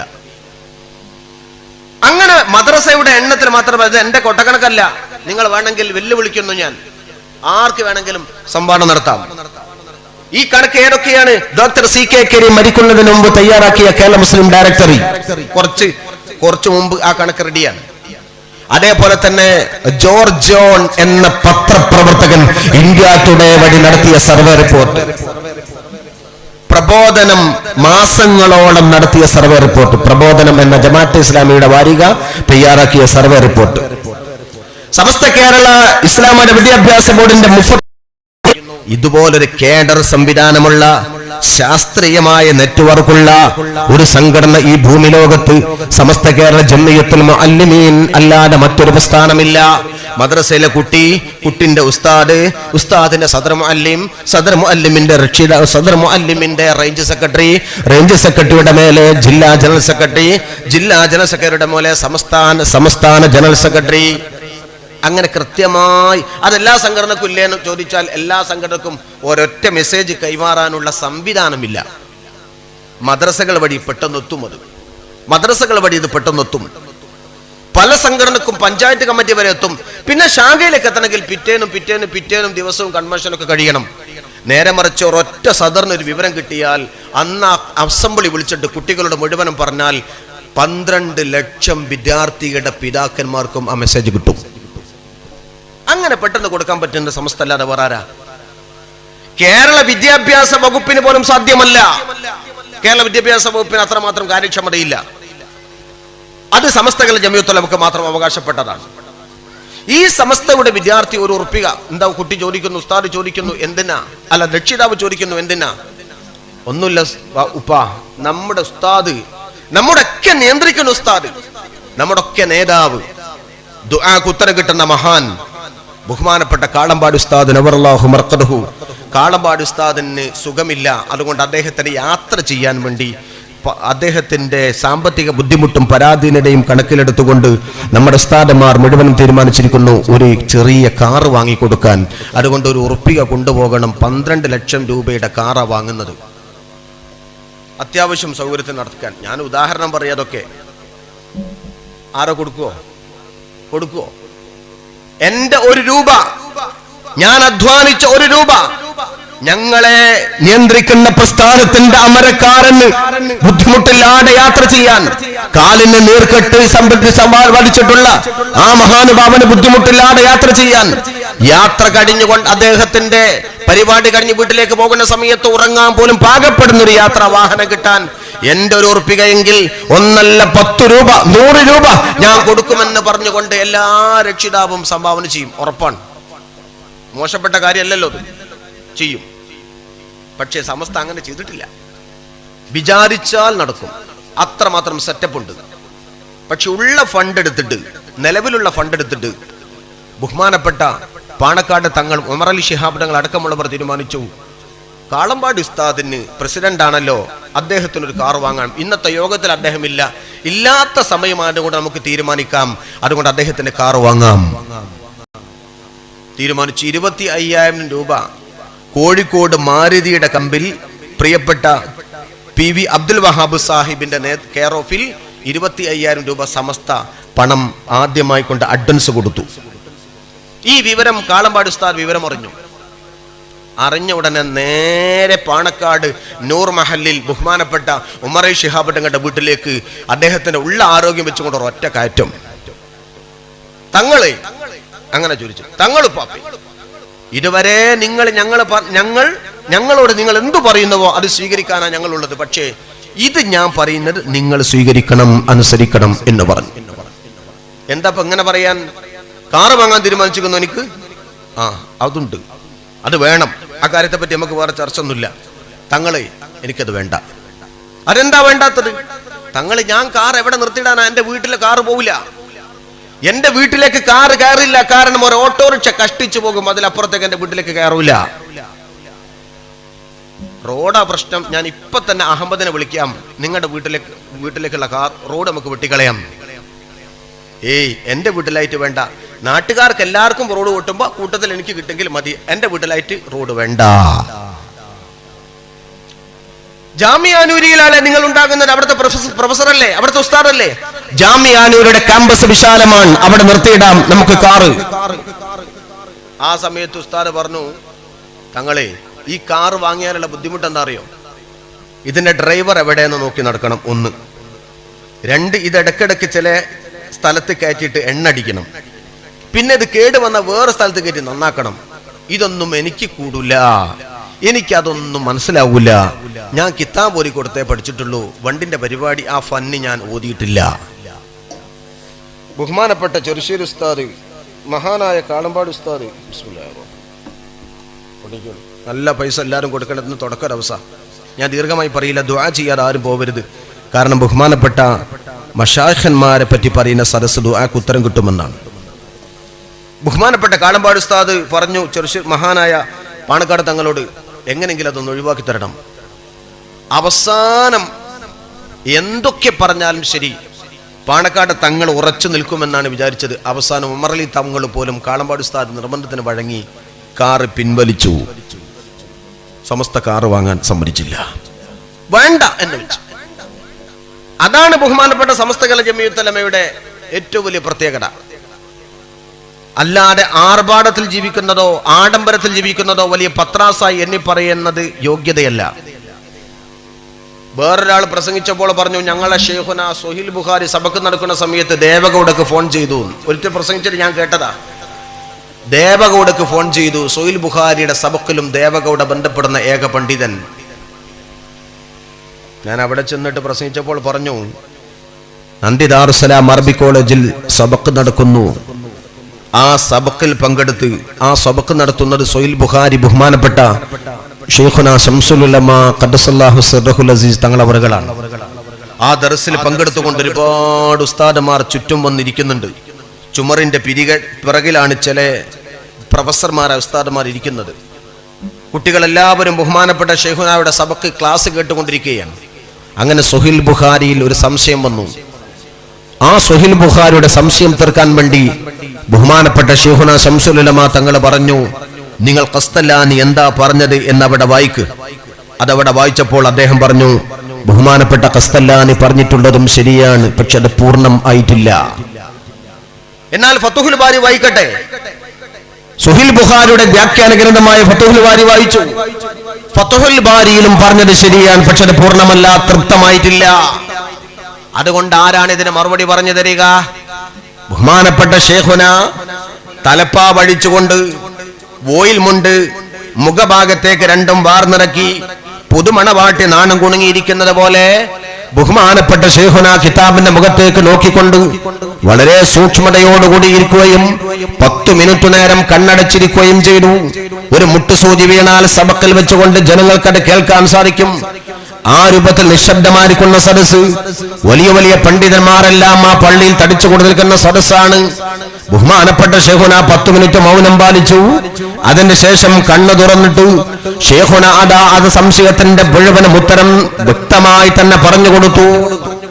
ബഹുമാനപ്പെട്ട ഇസ്മായിൽ മുസ്ലിയാർ നെല്ലിക്കുത്ത് പിന്നെ AP സുന്നിയിലേക്ക് പോയ ആളാണെങ്കിലും ബഹുമാനപ്പെട്ടവർ പറഞ്ഞു, എന്റെ പേനക്ക് കിട്ടാവുന്ന സ്പീഡ് വെച്ചുകൊണ്ട് ഞാൻ എഴുതിയെടുത്തു.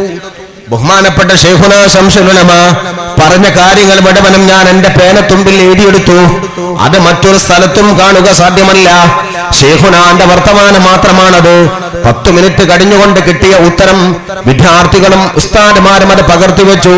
എല്ലാം കഴിഞ്ഞ് സബക്കിൽ കിതാബ് അടച്ചു വെച്ചുകൊണ്ട് ദുആ ചെയ്ത ശേഷം ബഹുമാനപ്പെട്ട ശൈഖുന പറയുന്നു, എന്റെ പ്രിയപ്പെട്ട മുതഅല്ലിമീങ്ങളെ, നാളെ നിങ്ങൾ വരുന്ന സമയത്ത് ഒരു ഗ്ലാസ് വെള്ളം ഇവിടെ കൊണ്ടുപോയി വെക്കണം. എനിക്ക് മന്ത്രിപ്പിക്കാനാണ്. ഇതുവരെ നമ്മുടെ മുമ്പിൽ വന്ന് ഞാനുമായി സംസാരിച്ച് നമ്മുടെ സംശയം തീർത്ത് തന്നത് മറ്റാരുമല്ല, ബഹുമാനപ്പെട്ട ഇമാം ബുഖാരി തങ്ങളാണ്. ബുഖാരി തങ്ങൾ ഈ സബക്കിൽ വരാറുണ്ട്. അതുകൊണ്ട് അടുത്ത ദിവസം ബുഖാരി തങ്ങൾ വന്നാൽ എനിക്ക് മന്ത്രിപ്പിക്കേണ്ടതുണ്ട്. അതുകൊണ്ട് നിങ്ങൾ വെള്ളം കൊണ്ടുപോയി വെക്കണമെന്ന് ബഹുമാനപ്പെട്ട ശൈഖുന പറഞ്ഞുവെങ്കിൽ, ബുഖാരി സബക്ക് നടക്കുമ്പോൾ ദേവഗൗഡ സംസാരിക്കുന്ന പണ്ഡിതനെയോ, ബുഖാരി സബക്ക് നടക്കുമ്പോൾ ഇമാം ബുഖാരി തങ്ങൾ നേരിട്ട് വന്ന് സംസാരിക്കുന്ന പണ്ഡിതനെയോ ആരെയാ നമ്മൾ പിൻപറ്റേണ്ടത്, സ്വീകരിക്കുക? നമ്മൾ ആരെ പിൻപറ്റണം? ഉഖ്റവിയ പണ്ഡിതൻ ആരാണ്? ബഹുമാനപ്പെട്ട ശംസുൽ ഉലമ നമുക്ക് കാണിച്ചെന്ന വഴി എന്താ? ആരാ ബഹുമാനപ്പെട്ട കണ്ണിയത്ത് ഉസ്താദ്? ഞാൻ പറഞ്ഞല്ലോ, ജീവിതത്തിൽ കറാഹത്ത് പോലും കണ്ണിയത്ത് ഉസ്താദ് ചെയ്തിട്ടില്ല. ഒരു കറാഹത്ത് ചെയ്തിട്ടില്ല. വലത്തോട്ട് തുപ്പൽ കറാഹത്താണ്. ഒരിക്കൽ അദ്ദേഹത്തിന് ഒന്നു കൊടുക്കുന്ന സമയത്ത് ഇടതുഭാഗത്തേക്ക് തുപ്പാൻ യാതൊരു നിർവാഹവുമില്ല, വലതുഭാഗത്തേക്ക് തുപ്പാൻ കഴിയും. വയസ്സായ ആ മനുഷ്യൻ ബഹുമാനപ്പെട്ട ഉസ്താദ് വലത്തോട്ട് തുപ്പാൻ ശ്രദ്ധിച്ചില്ല, തുപ്പിയില്ല. അവസാനം ആ വെള്ളം കുടിച്ചു കളഞ്ഞു. വായിൽ കുലുക്കൊഴിഞ്ഞ വെള്ളം കുടിച്ചു കളഞ്ഞു. എന്നാലും സുന്നത്ത് കിട്ടിയില്ലെങ്കിൽ കുഴപ്പമില്ല, കറാഹത്ത് ചെയ്യില്ല. ബഹുമാനപ്പെട്ടവർ അത്രയും സൂക്ഷ്മത പാലിച്ച ആളാണ്. ഒരു വയനാട് ജില്ലക്കാരൻ ഒരു പൊതി ചായപ്പൊടി കൊണ്ടുപോയി കൊടുത്തു. ചായപ്പൊടി കൊടുത്തു തിരിച്ചു പോകുന്ന സമയത്ത് അദ്ദേഹം പറഞ്ഞു, ഇതെന്തിനാ? ഉസ്താദ് ചോദിച്ചു, ഇതെന്തിനാ? ഇത് എത്ര ആള് വരുന്ന വീടാണിത്? അതുകൊണ്ട് ഉസ്താദെ, ഇവിടെ ഒരുപാട് ആളുകൾ ചായ കുടിച്ചു പോകുന്നത് ഞങ്ങൾ കണ്ടു. അതുകൊണ്ട് ചായ നന്നായി ചെലവുള്ള വീടാണ്. ഒരു പൊതി ചായപ്പൊടി ഇവിടെ നിന്നോട്ടെ എന്ന് പറഞ്ഞു. വരുന്നവർക്ക് ചായ ഉണ്ടാക്കി കൊടുക്കാലോ എന്ന് പറഞ്ഞു. അങ്ങനാണെങ്കിൽ അവിടെ നിന്നോട്ടെ എന്ന് പറഞ്ഞു. അദ്ദേഹം പോയ ഉടനെ ബഹുമാനപ്പെട്ട ശൈഖുന കണ്ണിയത്ത് ഉസ്താദ് ഭാര്യയോട് പറഞ്ഞു, ഏയ്, ഇത് ചായപ്പൊടിയാ, എടുത്ത് നന്നായി വെക്ക്. ഇതുകൊണ്ട് ചായ ഉണ്ടാക്കുമ്പോൾ ശ്രദ്ധിക്കണേ, നീയോ ഞാനോ നമ്മുടെ മക്കളോ ഇതുകൊണ്ട് ചായ കുടിക്കാൻ പാടില്ല. ഇവിടെ വരുന്നവർക്ക് മാത്രമേ ചായ ഉണ്ടാക്കാവൂ ഈ ചായപ്പൊടി കൊണ്ട്. അങ്ങനെ കൃത്യമായി പാലിച്ച മഹാനാണ് ബഹുമാനപ്പെട്ട മഹാനായ കണ്ണിയത്ത് ഉസ്താദ്. ദുആക്ക് ഉത്തരം കിട്ടുന്ന മഹാനാണ്. എടവണ്ണയിൽ ഒരുപാട് ദിവസങ്ങളോളം മഴ കിട്ടാതെ ബുദ്ധിമുട്ടായി. പരിസരങ്ങളിലൊക്കെ മഴ കിട്ടി, എടവണ്ണ മഴ കിട്ടുന്നില്ല. അങ്ങനെ ബഹുമാനപ്പെട്ട ശൈഖുനായി അങ്ങോട്ട് വിളിപ്പിച്ചു. അദ്ദേഹം നാട്ടിലുള്ള മുഴുവൻ മൃഗങ്ങളെയും ഒരു ഗ്രൗണ്ടിൽ കൊണ്ടുവരാൻ പറഞ്ഞു. അങ്ങനെ എല്ലാ ജനങ്ങളും അവിടെ ഒരുമിച്ച് കൂടി. എല്ലാവരും ഒരുമിച്ച് കൂടിക്കൊണ്ട് ശൈഖുന ദുആരുന്നു. ദുആയിൽ പറഞ്ഞു, പടച്ചോനെ, യാ വദൂദ് യാ വദൂദ് യാ വദൂദ്, കരഞ്ഞ് ദുആ ചെയ്തു. അങ്ങനെ ദുആ എല്ലാം അവസാനിച്ചു. പിന്നീട് ശൈഖുന കൂടെ നിന്ന ആളുകൾ കേൾത്താലും കുഴപ്പമില്ല, മൈക്ക് ഓഫ് ചെയ്തു എന്ന് മനസ്സിലാക്കി അദ്ദേഹം പറഞ്ഞു, പടച്ചോനെ, ഈ അഹമ്മദിനെ കണ്ടിട്ടാണ് ഇവർ വിളിച്ചത്. ജിന്നെ വഷളാക്കല്ല റബ്ബേ, മഴ തരാതെ ഞാൻ ഇവിടുന്ന് പോകൂല. എനിക്ക് മഴ വേണം, മഴ തരാതെ ഞാൻ ഇവിടെ നിന്ന് ഇറങ്ങൂല. പടച്ചോനെ മഴ തരണേ. കരഞ്ഞു. ഇഖ്ലാസോടുള്ള ദുആ. പടച്ചവനെ, ഇത് ആളുകൾ മുഴുവനും കേട്ടു. മൈക്ക് ഓൺ ചെയ്ത് വെച്ചതായിരുന്നു. ശൈഖുന അത്ര ശ്രദ്ധിച്ചില്ല. മഴ കിട്ടാതെ ഞാൻ പോവില്ല എന്ന് നിർബന്ധിച്ചുകൊണ്ട് പറഞ്ഞെങ്കിൽ പിന്നെന്ത് ചെയ്യും? ആളുകൾ കുടുങ്ങി. അവസാനം കാറ്റും ഇടിയും വന്നുകൊണ്ട് ശക്തമായ മഴ. ആ മഴയിൽ പങ്കെടുത്ത ആളുകൾ ഇപ്പോഴും ജീവിച്ചിരിപ്പുണ്ട്. അതാണ് ബഹുമാനപ്പെട്ട ശംസുൽ ഉലമയും കണ്ണിയത്ത് ഉസ്താദുമൊക്കെ. ശംസുൽ ഉലമയുടെ ഒരു പാതിരി ഒരിക്കൽ ചോദിച്ചു, മരണപ്പെട്ടവരെ ജീവിപ്പിക്കാനുള്ള കഴിവ് നിങ്ങൾക്കുണ്ടോ എന്ന്. ശൈഖുന പറഞ്ഞു, ജീവിപ്പിക്കും. ചരിത്രം നീണ്ടത്, ഞാൻ അങ്ങോട്ടൊന്നും കിടക്കുന്നില്ല. എങ്കിൽ അതൊന്ന് കാണട്ടെ. ശൈഖുനായെ വെല്ലുവിളിച്ചു. ശംസുൽ ഉലമ തങ്ങൾ പറഞ്ഞു, നിങ്ങൾ മയ്യത്ത് കൊണ്ടുവരൂ, ഞാൻ ഇപ്പോൾ ജീവിപ്പിക്കാം എന്ന് പറഞ്ഞു. പാതിരിയോട് മത്സരിക്കുകയാണല്ലോ, അവിടെ പിന്നെ തോറ്റെടുക്കാൻ പറ്റൂല. നിങ്ങൾ മയ്യത്ത് കൊണ്ടുവാ, ഡെഡ് ബോഡി കൊണ്ടുവാ, ഞാൻ ജീവിപ്പിച്ചു തരാം എന്ന് പറഞ്ഞു. എങ്ങനെ വൈകുന്നേരം വരായ മയ്യത്തിട്ടോ? എല്ലാം കഴിഞ്ഞു, മയ്യത്ത് കൊണ്ടുവന്നതുമില്ല, ജീവിപ്പിച്ചതുമില്ല. ശൈഖുനാ ശംസുൽ ഉലമയോട് സമ്മേളനം കഴിഞ്ഞപ്പോൾ ആളുകൾ ചോദിച്ചു, ഉസ്താദ് നിങ്ങൾ എന്ത് ധൈര്യത്തിൽ അങ്ങനെ പറഞ്ഞത്? മയ്യത്ത് കൊണ്ടുവന്നാൽ ഞാൻ ജീവിപ്പിച്ചു തരാം, നിങ്ങൾക്ക് നടക്കുവോ? നിങ്ങൾക്ക് നടക്കുവോ? നിങ്ങൾ ഏത് ഉദ്ദേശിച്ച ഉസ്താദ് അങ്ങനെ പറഞ്ഞത്? ഞങ്ങളൊക്കെ പേടിച്ചു പോയി, അവര് മയ്യത്തെങ്ങാനും കൊണ്ടുവന്നാലോ? മഹാനായ ശംസുൽ ഉലമ പറഞ്ഞു, ഈ സമ്മേളനം കഴിയുന്നത് വരെ അവർക്കൊരു ഡെഡ് ബോഡി കൊണ്ടുവരാൻ കഴിയില്ല. ഇനി അഥവാ അവർ കൊണ്ടുവന്നാൽ അത് ജീവിപ്പിക്കാനുള്ള കഴിവ് പടച്ച റബ്ബ് എനിക്ക് തരും എന്നതിന് ഉറപ്പാണ്. അഥവാ അവർ കൊണ്ടുവന്നാൽ ജീവിപ്പിക്കുമെന്ന കഴിവ് അല്ലാഹ് എനിക്ക് തരുമെന്ന് ഉറപ്പാണ്. അത് പറയാനുള്ളൊരു ധൈര്യം വല്ലാത്ത ഈമാനാണ്. അതാ ശംസുൽ ഉലമ. ശംസുൽ ഉലമ വലിയ ആലിമാണെങ്കിൽ തന്നെ മഹാന്മാരായ ആളുകളെ വലിയ ബഹുമാനിക്കുന്ന ആളാണ്. ഒരിക്കൽ പട്ടിക്കാട് ജാമിയ നൂരിയ അറബി കോളേജിന്റെ പുറത്ത് ഉസ്താദന്മാർ ഇങ്ങനെ ഇരിക്കുക.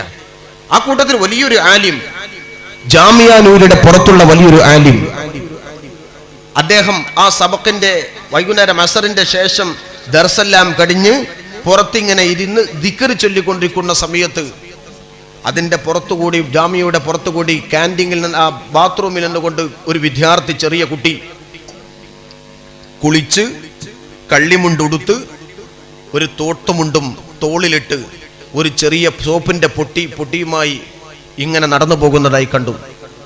ആ ആലിം പുറത്തേക്ക് ഇറങ്ങി വന്നിട്ട് സോപ്പിന്റെ പെട്ടി ഈ കുട്ടിയുടെ കയ്യിൽ കൊണ്ട് തുറന്നു നോക്കിയപ്പോൾ ചെറിയ തേച്ച് തീരാറായ ചെറിയൊരു സോപ്പിന്റെ കഷ്ണം. അതിങ്ങനെ കണ്ടപ്പോൾ അതിലിങ്ങനെ ചുംബിച്ചിട്ട് ഈ മഹാനായ പണ്ഡിതൻ ആ ചെറിയ കുട്ടിയോട് പറഞ്ഞു, നിങ്ങൾ സമ്മതിക്കുന്നെങ്കിൽ ഈ സോപ്പിന്റെ പൊട്ട് ഞാൻ എടുത്തു വെക്കട്ടെ. ഈ സോപ്പ് എന്റെ ശരീരത്തിൽ തേക്കാനും എനിക്ക് വാസനിപ്പിക്കാനും എന്റെ റൂമിൽ ഭദ്രമാക്കി വെക്കാനുമാണ്. അതുകൊണ്ട് ഞാൻ ഇത് എടുത്തു വെക്കട്ടെ, അങ്ങിത് സമ്മതിക്കുമോ? അങ്ങെനിക്കിത് തരുമോ? അങ്ങയുടെ ദേഹത്ത് തേച്ചിട്ടുള്ള ബർക്കത്ത് എനിക്ക് കിട്ടാനാണ്. ആ കുട്ടി വളരെ സന്തോഷത്തോടു കൂടി അദ്ദേഹത്തിന് അത് കൊടുത്തു. ആ സോപ്പ് വാങ്ങിയ പണ്ഡിതൻ ആരാണെന്നറിയുമോ? ആ സോപ്പ് ഈ കുട്ടിയുടെ കയ്യിൽ കൊണ്ട് വാങ്ങി ബർക്കത്തെടുത്ത പണ്ഡിതൻ ആരാണെന്നറിയുമോ? ഈ പറഞ്ഞ ബഹുമാനപ്പെട്ട, ലോകം കണ്ട പണ്ഡിതൻ, ബഹുമാനപ്പെട്ട ശംസുൽ ഉലമ ഖദ്ദസല്ലാഹു സബ്ബഹുൽ അസീസ് മഹാനുഭാവനാണ്. അതാരുടെ സോപ്പാണെന്നറിയുമോ? അന്ന് ഏത് കുട്ടിയാണ് അവിടെ പഠിച്ചത്? ആരുടെ കയ്യിൽ കൊണ്ടാണ് ഈ പണ്ഡിതൻ ആ സോപ്പ് വാങ്ങിയതെന്നറിയുമോ? ഇന്ന് കേരളത്തിലെ മുസ്ലിമീങ്ങളുടെ ആത്മീയ ചക്രവർത്തി പാണക്കാട് സയ്യിദ് ഹൈദർ അലി ശിഹാബ് തങ്ങൾ ഫൈളി എന്ന മഹാനായ പണ്ഡിതനാണ്.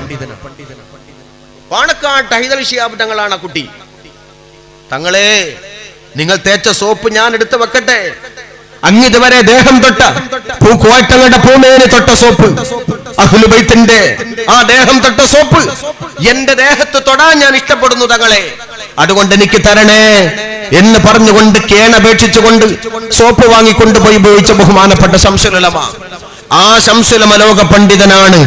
അഹ്ലുൽ ബൈത്തിനെ ബഹുമാനിക്കുന്നു, അഹ്ലുൽ ബൈത്തിനെ ആദരിക്കുന്നു, അഹ്ലുൽ ബൈത്തിനെ തള്ളിക്കളയുന്നവരല്ല. ബഹുമാനപ്പെട്ട ഈ കെ ഹസൻ മുസ്ലിയാർ നവറല്ലാഹു മർഖദഹു വഫാത്തായി കിടക്കുന്ന സമയത്ത് അദ്ദേഹത്തിന്റെ ജനാസ നിസ്കാരം, മയ്യത്ത് നിസ്കരിക്കണം. ആ മയ്യത്ത് നിസ്കാരത്തിന് നേതൃത്വം കൊടുക്കാൻ വേണ്ടി പാണക്കാട് സയ്യിദ് മുഹമ്മദ് അലി ശിഹാബ് തങ്ങൾ കൊടപ്പനക്കൽ തറവാട്ടിൽ കൊണ്ട് പുറപ്പെട്ടു എന്ന് കേട്ടപ്പോ ബഹുമാനപ്പെട്ട ശംസുൽ ഉലമ എന്ന ജ്യേഷ്ഠനായ ഇ കെ അബൂബക്കർ മുസ്ലിയാർ വാച്ചിലേക്ക് നോക്കിക്കൊണ്ട് പറയുന്നു, ജനാസ എടുക്കാറായിട്ടില്ല, ജനാസ നിസ്കാരം തുടങ്ങാറായിട്ടില്ല. ആദ്യത്തെ ജനാസ നിസ്കാരത്തിന് ഒരു മഹാൻ വരുന്നുണ്ട്, അദ്ദേഹം നിസ്കരിച്ച ശേഷം മാത്രം എടുത്താൽ മതി, അതുവരെ ആരും നിസ്കരിക്കണ്ട എന്ന് പറഞ്ഞു. അതുവരെ നിർബന്ധിച്ചു നിർന്നു. അവസാനം സമയം വീണ്ടും വീണ്ടും വൈകുകയാണ്. ആ സമയത്ത് കൂട്ടത്തിൽ കൊണ്ടൊരാൾ മുന്നോട്ട് വന്നു, ജനാബ് എ പി അബൂബക്കർ മുസ്ലിയാർ. അദ്ദേഹം മുന്നോട്ട് വന്നുകൊണ്ട് പറഞ്ഞു, ഈ കെയോ ശംസുൽ ഉലമയോട്, നിങ്ങൾ ആരെയാ കാത്തിരിക്കുന്നത്? നിങ്ങൾ ആരെയാ കാത്തിരിക്കുന്നത്? അല്പം ദേഷ്യത്തോടെ പറഞ്ഞു.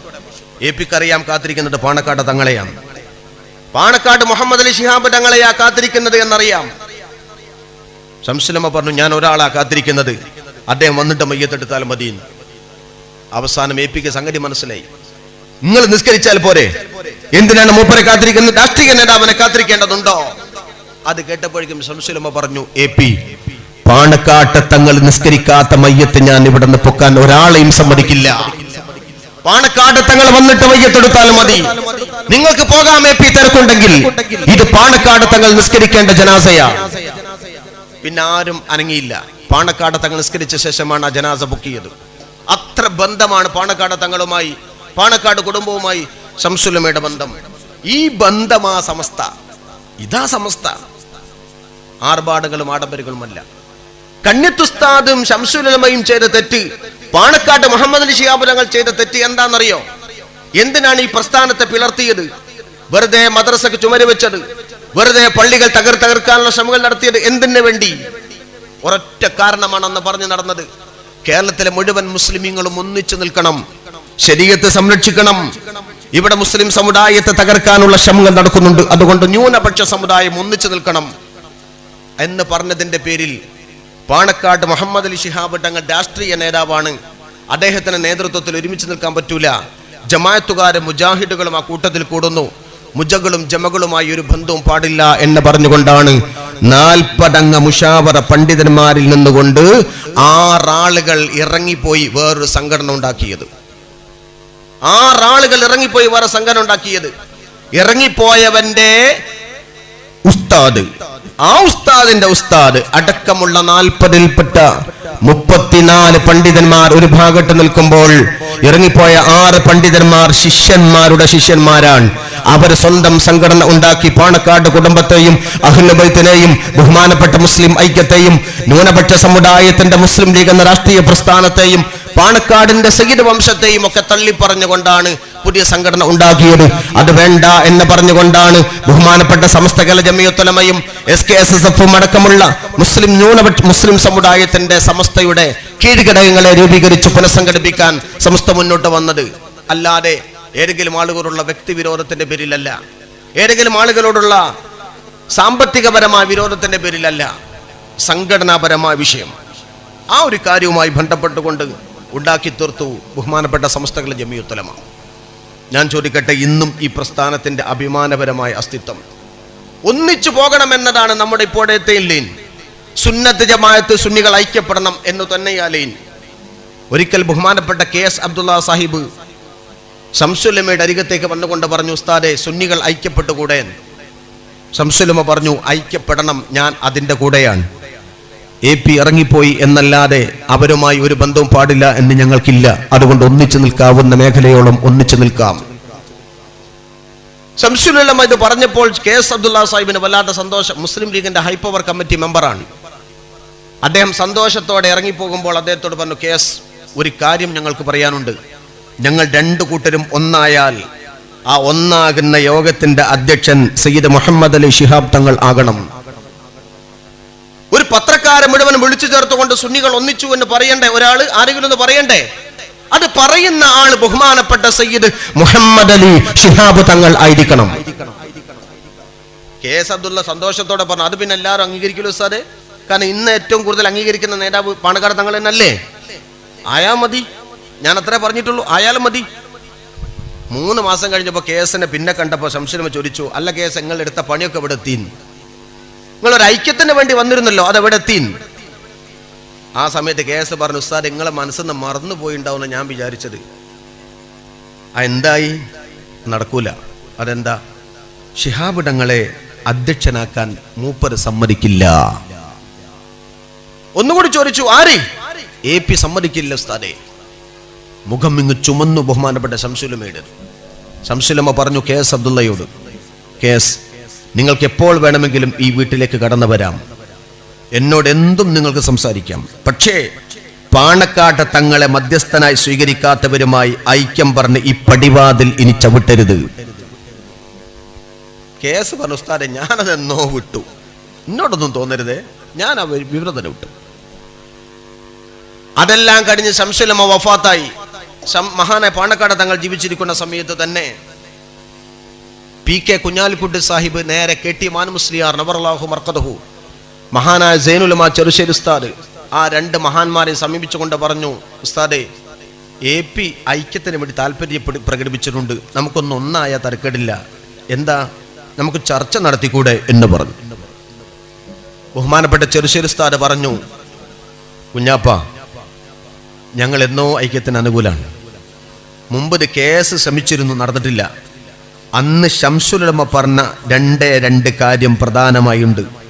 ആ 2 കാര്യം ഞങ്ങൾ യോഗം കൂടി എടുത്ത കുറെ ഡിമാൻഡുകളുണ്ട്, അതൊക്കെ പോട്ടെ. പക്ഷെ പ്രത്യക്ഷത്തിൽ നിങ്ങളെപ്പോലുള്ളവരുടെ മുമ്പിൽ പറയുന്ന ഡിമാൻഡ് അത് നടന്നാൽ തന്നെ മതി. അതെന്താ? അത് പാണക്കാട് തങ്ങൾ അധ്യക്ഷനാവണം എന്നതാണ്. പിന്നെ 2 കൂട്ടരും ഒന്നായാൽ ഒന്നായി എന്ന് പത്രസമ്മേളനം നടത്തേണ്ടതും ശിഹാബ് തങ്ങളായിരിക്കണം. അതേ ഞങ്ങൾക്കുള്ള ഡിമാൻഡുള്ളൂ എന്ന് കുഞ്ഞാലിക്കുട്ടി സാഹിബ് പറഞ്ഞു. പിന്നെ അത് അവർക്കും സമ്മതമായിരിക്കും. വേറെ ആരാ പറയാ? വേറെ ആരാ നേതാവായി പറയാൻ അവർക്കില്ലല്ലോ. ശരി, ആയിക്കോട്ടെ. 6 മാസം കഴിഞ്ഞിട്ട് മൂപ്പര വർത്താനൊന്നുമില്ല, കുഞ്ഞാലി സാഹിബിന്റെ വർത്താനൊന്നുമില്ല. അന്ന് കേരള ഗവൺമെന്റ് കൊണ്ടുവന്ന കേരളത്തിന്റെ പാഠ്യപദ്ധതി പരിഷ്കരണവുമായി ബന്ധപ്പെട്ടുകൊണ്ട് സ്കൂൾ സമയം മാറ്റി 7:30 മണിക്ക് സ്കൂൾ തുടങ്ങാൻ തീരുമാനിച്ചപ്പോൾ സമസ്തയും കേരളത്തിലെ മുസ്ലിം ലീഗും ഒന്നിച്ച് സമരരംഗത്തിറങ്ങിക്കൊണ്ട് പറഞ്ഞു, അങ്ങനെ മാറ്റാൻ പറ്റൂല, സ്കൂൾ പാഠം എന്നും തുടങ്ങുന്നത് മതി, മദ്രസ തകർക്കുന്ന ശ്രമം ഞങ്ങൾ അനുവദിക്കൂല എന്ന് പറഞ്ഞ് എങ്ങനെ സമരം ആവിഷ്കരിക്കാം എന്നതിനെ പറ്റി കോഴിക്കോട്ട് ഒരു യോഗം വിളിച്ചു. ആ യോഗത്തിൽ മുസ്ലിം സംഘടനകളുടെ പ്രതിനിധികളെ വിളിച്ചു. ബഹുമാനപ്പെട്ട പി കെ കുഞ്ഞാലിക്കുട്ടി സാഹിബ് മുസ്ലിം ലീഗിന്റെ പ്രതിനിധിയായി പങ്കെടുത്തു. സമസ്തയുടെ ആലിമീങ്ങളും എല്ലാവരും ഉണ്ട്. ആ യോഗത്തിൽ വെച്ചുകൊണ്ട് ബഹുമാനപ്പെട്ട സമസ്തയുടെ ഉസ്താദുമാർ, കാളമ്പാടി ഉസ്താദ് നവറല്ലാഹു മർഖദഹു, അദ്ദേഹം എഴുന്നേറ്റ് കൊണ്ട് ചോദിച്ചു, അല്ല കുഞ്ഞാപ്പ, നമ്മൾ ചർച്ച തുടങ്ങാൻ അവിടെ നിൽക്കട്ടെ, എനിക്കൊരു കാര്യം നിങ്ങളോട് ചോദിക്കാനുണ്ട്. അത് മറ്റൊന്നുമല്ല, നിങ്ങളൊരു പണി തുടങ്ങിയിരുന്നല്ലോ, ഞങ്ങളെയും APAയും ഒന്നിപ്പിക്കാൻ, അതെന്തായി എന്ന് ചോദിച്ചു. കുഞ്ഞാലിക്കുട്ടി സാഹിബ് എഴുന്നേറ്റ് കൊണ്ട് പറഞ്ഞു, ഉസ്താദേ, അത് നടക്കൂല. അപ്പൊ ചെറുശ്ശേരി ഉസ്താദ് ചോദിച്ചു, അതെന്താ? പാണക്കാട് തങ്ങളെ മധ്യസ്ഥനാക്കാൻ മൂപ്പർക്ക് ഇഷ്ടല്ല. ബഹുമാനപ്പെട്ട ചെറുശ്ശേരി ഉസ്താദ് പറഞ്ഞു, ഇത് ഞങ്ങൾക്ക് നേരത്തെ അറിയാമായിരുന്നു, നിങ്ങൾക്കത് ബോധ്യപ്പെടട്ടെ എന്ന് മനസ്സിലാക്കിക്കൊണ്ടാണ് ഞങ്ങൾ അത് നിങ്ങൾ കൊണ്ട് തന്നെ പറയിപ്പിച്ചത്. എന്നാൽ നിങ്ങളെ എപ്പോൾ വേണമെങ്കിലും ഞങ്ങൾക്ക് ഞങ്ങളുടെ ഓഫീസിൽ വന്ന് സംസാരിക്കാം. നിങ്ങൾക്ക് സമസ്തയുടെ ഏത് ആലിമീങ്ങളോടും നിങ്ങൾക്ക് സംസാരിക്കാൻ കുഴപ്പമില്ല, പക്ഷേ ഐക്യം പറഞ്ഞിനി വരണ്ട എന്ന് പറഞ്ഞു. പിറ്റേ 3 ദിവസം കഴിഞ്ഞപ്പോൾ ഒരു പത്രസമ്മേളനം, ജനാബ് AP അബൂബക്കർ മുസ്ലിയുടെ പത്രസമ്മേളനം കോഴിക്കോട്ട്. പത്രക്കാർ ചോദിച്ചു, അല്ല, മുസ്ലിം ലീഗിന്റെ general secretary P K Kunhalikutty Sahib ഇടപെട്ടുകൊണ്ട് സുന്നികൾ തമ്മിൽ ഒരു ഐക്യം നടക്കുന്നു എന്ന് കേട്ടല്ലോ, അതെവിടെത്തി? APയോടാ ചോദ്യം. APന്റെ മറുപടി, മറുഭാഗത്തിന്റെ ഡിമാൻഡ് അംഗീകരിക്കാൻ കഴിയില്ല. പത്രക്കാർ ചോദിച്ചു, അതെന്താ ഡിമാൻഡ്? മതസംഘടനകൾ തമ്മിലുള്ള ഐക്യത്തിന്റെ മധ്യസ്ഥത വഹിക്കേണ്ടത് രാഷ്ട്രീയ നേതാവായിരിക്കണമെന്ന അവരുടെ ഡിമാൻഡ്. അത് പറ്റൂല, പണ്ഡിതന്മാരുടേത് പണ്ഡിതന്മാർ തന്നെ ആവണം. രാഷ്ട്രീയ നേതാവാകണമെന്നോ? അതാരാ? വേറൊരു പത്രക്കാരൻ ചോദിച്ചു, അതാരായാൽ മുസ്ലിം ലീഗിന്റെ പ്രസിഡന്റിനെയാ പറയുന്നത്, ഞങ്ങൾക്കത് സ്വീകാര്യമല്ല. പത്രക്കാർ ചോദിച്ചു, പാണക്കാട്ടെ മുഹമ്മദ് അലി ശിഹാബ് തങ്ങളല്ലേ ആ പറഞ്ഞത്? ആയിരിക്കാം. പത്രക്കാർ വീണ്ടും ചോദിച്ചു, അതല്ലെങ്കിൽ മറ്റൊരു മധ്യസ്ഥനെ നിങ്ങൾ പറയൂ. പത്രക്കാർ വിടുവോ? APയോട് ചോദിച്ചു, അതല്ലെങ്കിൽ മറ്റൊരു മധ്യസ്ഥനെ നിങ്ങൾ പറയൂ. വേറൊരാളെ പറയും, പിണറായി വിജയൻ ആയിക്കോട്ടെ എന്നറിയേ, അല്ലെ VS അച്യുതാനന്ദൻ ആയിക്കോട്ടെ, അല്ലെ AK ആന്റണി ആയിക്കോട്ടെ, അല്ലെ കരുണാകരൻ ആയിക്കോട്ടെ, അല്ലെ വെള്ളാപ്പള്ളി നടേശൻ ആയിക്കോട്ടെ എന്ന് പറയേ. വേറൊരാൾ എന്ന് പറഞ്ഞാൽ ഇത് രണ്ടിലും പെടാത്ത വേറൊരാൾ, പിന്നെ അവരൊക്കെ അല്ലേ? വേറൊരാളെ നിങ്ങൾ പറയൂ AP, പത്രക്കാർ ചോദിച്ചു. തുടർന്നുള്ള ചോദ്യം കേട്ടപ്പോ APന്റെ മറുപടി, അങ്ങനെ ഒരു മധ്യസ്ഥനാകണമെന്നുണ്ടെങ്കിൽ അത് ഉള്ളാൾ തങ്ങൾ ആയിക്കോട്ടെ എന്ന് പറഞ്ഞു. ഉള്ളാൾ തങ്ങൾ. പത്രക്കാർ ചോദിച്ചു, ഉള്ളാൾ തങ്ങളും കാളമ്പാടി മുഹമ്മദ് മുസ്ലിയാറും തമ്മിലല്ലേ തർക്കം? ഉള്ളാൾ തങ്ങൾ സംഘടനയുടെ പ്രസിഡന്റാണ്, കാളമ്പാടി മുഹമ്മദ് മുസ്ലിയാർ വേറെ സംഘടനയുടെ പ്രസിഡന്റാണ്. ഈ 2 സംഘടനയുടെയും പ്രസിഡന്റുമാർ തമ്മിലാണ് ചർച്ച നടത്തേണ്ടത്. അവിടെ മധ്യസ്ഥൻ അതിലൊരാളാകുന്നത് എന്ത് വിവരദോഷമാണ്? പത്രക്കാർ ചോദിച്ചു. നടക്കുവോ? Aയും Bയും തമ്മിൽ തർക്കം, മധ്യസ്ഥനാകേണ്ടത് ആരാ? C അല്ലേ? Aയും Bയും തമ്മിൽ തർക്കാകുമ്പോ A മധ്യസ്ഥനാകുന്നത് പിന്നെ ചർച്ചയാ. അപ്പൊ ഉള്ളാൾ തങ്ങളും കാളമ്പാടി മുഹമ്മദ് മുസ്ലിയാറും 2 സംഘടനയുടെ പ്രസിഡന്റുമാരാണ്. ഈ 2 സംഘടനയുടെ പ്രസിഡന്റുമാർ തമ്മിലുള്ള സംഘടനകൾ തമ്മിൽ ചർച്ച നടത്തുമ്പോൾ ആ ചർച്ചന്റെ മധ്യസ്ഥനാകേണ്ടത് അതിൽപ്പെട്ട ഒരാളാകണം എന്നത് വിരോധാഭാസമല്ലേ എന്ന് പത്രക്കാർ ആവർത്തിച്ച് ചോദിച്ചപ്പോൾ ജനാബ് APയുടെ മറുപടി, അതല്ല, ഉള്ളാൾ തങ്ങൾ തന്നെ മധ്യസ്ഥൻ, അതിലപ്പുറം ഞങ്ങൾക്ക് വർത്തമാനം ഇല്ല. ശിഹാബ് തങ്ങൾക്ക് വേണമെങ്കിൽ മറുഭാഗത്തെ കക്ഷി ചേരാം. ശിഹാബ് തങ്ങൾക്ക് വേണമെങ്കിൽ മറുഭാഗത്തെ കക്ഷിയാവാം, മധ്യസ്ഥനാവാൻ ഉള്ളാൾ തങ്ങളാവണം എന്ന്. ശിഹാബ് തങ്ങൾ സംസ്ഥാന പ്രസിഡന്റാ, സെക്രട്ടറിയാ, മുഷാവറ മെമ്പറാ. ശിഹാബ് തങ്ങൾക്ക് ഞങ്ങൾ കൊടുത്ത അംഗീകാരം കേരള മുസ്ലിമീങ്ങളുടെ പൊതുസമ്മതൻ അതാണ്. ചിലപ്പോൾ മുഷാവർ പോലും പറഞ്ഞത് ശിഹാബ് തങ്ങൾ പറഞ്ഞാൽ ചിലപ്പോൾ തിരുത്തിന്ന് വരും. ആ രൂപത്തിൽ പാണക്കാട് തങ്ങളെ ബഹുമാനിക്കുന്നവരാ സമസ്ത. രാഷ്ട്രീയ നേതാവായിട്ടല്ല. രാഷ്ട്രീയ നേതാവാണെങ്കിൽ പാണക്കാട് തങ്ങൾ കഴിഞ്ഞാൽ പിന്നെ പി കെ കുഞ്ഞാലിക്കുട്ടി സാഹിബിനോ ഇ അഹമ്മദിനെയോ കൊരമ്പല അഹമ്മദാജിയാണ് അംഗീകരിക്കേണ്ടത്. അല്ല, പാണക്കാട് തങ്ങൾ കഴിഞ്ഞാൽ പാണക്കാട് ഹൈദരലി ശിഹാബ് തങ്ങൾ, അല്ല ഉമർ അലി ശിഹാബ് തങ്ങൾ. അത് പൂക്കോയ തങ്ങളുടെ പഞ്ചമക്കളാണ്, 5 നേതൃത്വമാണ്. അത് മുസ്ലിം സമുദായത്തിന്റെ അഭിമാനമാണ്. അവരെ ബഹുമാനിക്കും സമസ്ത. ആ ഐക്യം നടക്കൂല. ഈ വാർത്ത 2011 ജൂലൈ 31 എന്നാണ് എൻ്റെ ഓർമ്മ. മലയാള മനോരമയിൽ ന്യൂസ് വന്നു. മലയാള മനോരമ കൊടുത്ത ഹെഡിങ്, ഉള്ളാൾ തങ്ങൾ മധ്യസ്ഥനായാലും മതി, ശിഹാബ് തങ്ങൾ മറ്റേ കക്ഷിയുടെ പ്രതിനിധി ആയിക്കോട്ടെ എന്ന്. അന്ന് ജമിയത്തുൽ മുഅല്ലിമീൻ ജൂലൈ 30 ഫെബ്രുവരി 1 കോഴിക്കോട്ട് വെച്ചുകൊണ്ട് സമസ്തയുടെ ജമിയത്തുൽ മുഅല്ലിമീന്റെ ഉസ്താദുമാരുടെ സമ്മേളനം നടക്കുമ്പോൾ മഹാനായ ശൈഖുന ചെറുശ്ശേരി ഉസ്താദ് പ്രസംഗിച്ചുകൊണ്ട് പറഞ്ഞു, ബഹുമാനപ്പെട്ട പാണക്കാട് തങ്ങളെ മധ്യസ്ഥനാകാൻ സമ്മതിക്കാത്തവരുമായി ഒരു നിമിഷം ചർച്ചയ്ക്ക് പോലും ഇനി ഞങ്ങൾ തയ്യാറല്ല. ഐക്യം എന്ന ആശയം മുമ്പിൽ വെക്കുന്നവർ പാണക്കാട് തങ്ങൾ അംഗീകരിക്കുന്ന ഏത് നിമിഷം വരുമോ അന്ന് ചർച്ചയാവാം. അല്ലാത്ത കാലത്തോളം ആരുമായി ഒരു ചർച്ചക്കും സമസ്ത ഇല്ലേ ഇല്ല. അതാണ് ബഹുമാനപ്പെട്ട ചെറുശ്ശേരി ഉസ്താദിന്റെ നിലപാട്. അല്ല, പാണക്കാട് തങ്ങൾക്ക് എന്താ കുഴപ്പം? എന്നും ഇയാൾക്കുള്ളൊരു വാശി, പാണക്കാട് തങ്ങൾ നിൽക്കുന്ന നേതൃത്വത്തിൽ മൂപ്പർ ഒഴിവാക്കി വേറെ ആളാവണമെന്ന്. ഇടക്കിടക്ക് ഇങ്ങനെ ഐക്യം പറയും. ഞാനും പാണക്കാട് തങ്ങളും ഒരു കല്യാണത്തിന് ഇരുന്ന ഐക്യായി, ഞാനും പാണക്കാട് തങ്ങളും കൂടി ഒരു റെയിൽവേ സ്റ്റേഷനിൽ ടിക്കറ്റ് എടുക്കുന്ന കൗണ്ടറിൽ ഒന്നിച്ചു നിന്ന ഐക്യായി, ഞാനും പാണക്കാട് തങ്ങളും കൂടി ഒരു കല്യാണ പന്തലിൽ പോയാൽ ഐക്യമായി ആയോ? അല്ല. കാര്യം കൊണ്ട് അടുക്കുമ്പോൾ പാണക്കാട് തങ്ങളെ ഇവർക്ക് പറ്റൂല. ഞങ്ങൾ എന്നും പറയുന്ന കാര്യം പാണക്കാട് കുടുംബത്തിന്റെ നേതൃത്വം അത് അംഗീകരിക്കണം എന്നാണ്. സമസ്ത കേരള ജമിയത്തുൽ ഉലമ ഒരിക്കലും ഐക്യത്തിനെതിരല്ല. ഇവിടെ പിളർപ്പുണ്ടാക്കിയത് എന്തിനാണെന്ന് പഠിക്കണം. ഈ സമുദായത്തെ എന്തിന് ഭിന്നിപ്പിച്ചു എന്നും പഠിക്കണം. ആ ഭിന്നതയ്ക്ക് ഇനി വളം വെച്ച് കൊടുക്കാൻ നമ്മൾ തയ്യാറാവരുത്. നിലവിൽ വന്നത് തന്നെ പ്രധാനമായി മുസ്ലിം ലീഗിനെതിരെ ഒരു പാർട്ടി ഉണ്ടാക്കണമെന്ന് പറഞ്ഞപ്പോൾ സമസ്ത പറഞ്ഞു, പാർട്ടി ഇങ്ങക്ക് ഉണ്ടാക്കാം, സമസ്തന്റെ പേരിൽ വേണ്ട എന്നാണ്. അതാണ് തുടക്കം. അതുമായി ബന്ധപ്പെട്ട സകലമായ പ്രശ്നങ്ങളും ഇപ്പോഴും പറയുന്നത് അങ്ങനെ തന്നെയാണ്. പുതിയ തെരഞ്ഞെടുപ്പാകുമ്പോൾ മൂപ്പരെ ഒരു വാദം, ബഹുമാനപ്പെട്ട എ പി അബൂബക്കർ മുസ്ലിയാർ പറയുന്നത്, തെരഞ്ഞെടുപ്പാകുമ്പോൾ നിലപാട് അപ്പൊന്നും പറയില്ല. തെരഞ്ഞെടുപ്പ് കഴിഞ്ഞ് വോട്ട് എണ്ണി നോക്കിയാൽ ആ സ്ഥാനാർത്ഥി വിജയിച്ചു, അതെന്നെ കൊണ്ടാണ്. ഈ സ്ഥാനാർത്ഥി വിജയിച്ചു, അതും എന്നെ കൊണ്ടാണ്. കഴിഞ്ഞ തെരഞ്ഞെടുപ്പിൽ 20 സീറ്റ് മുസ്ലിം ലീഗിന് കിട്ടിയത് ഞാൻ സപ്പോർട്ട് ചെയ്തത് കൊണ്ടാണ്, അല്ലെങ്കിൽ 2 or 3 സീറ്റിൽ മുസ്ലിം ലീഗ് ഒതുങ്ങിപ്പോകുമായിരുന്നു എന്ന്.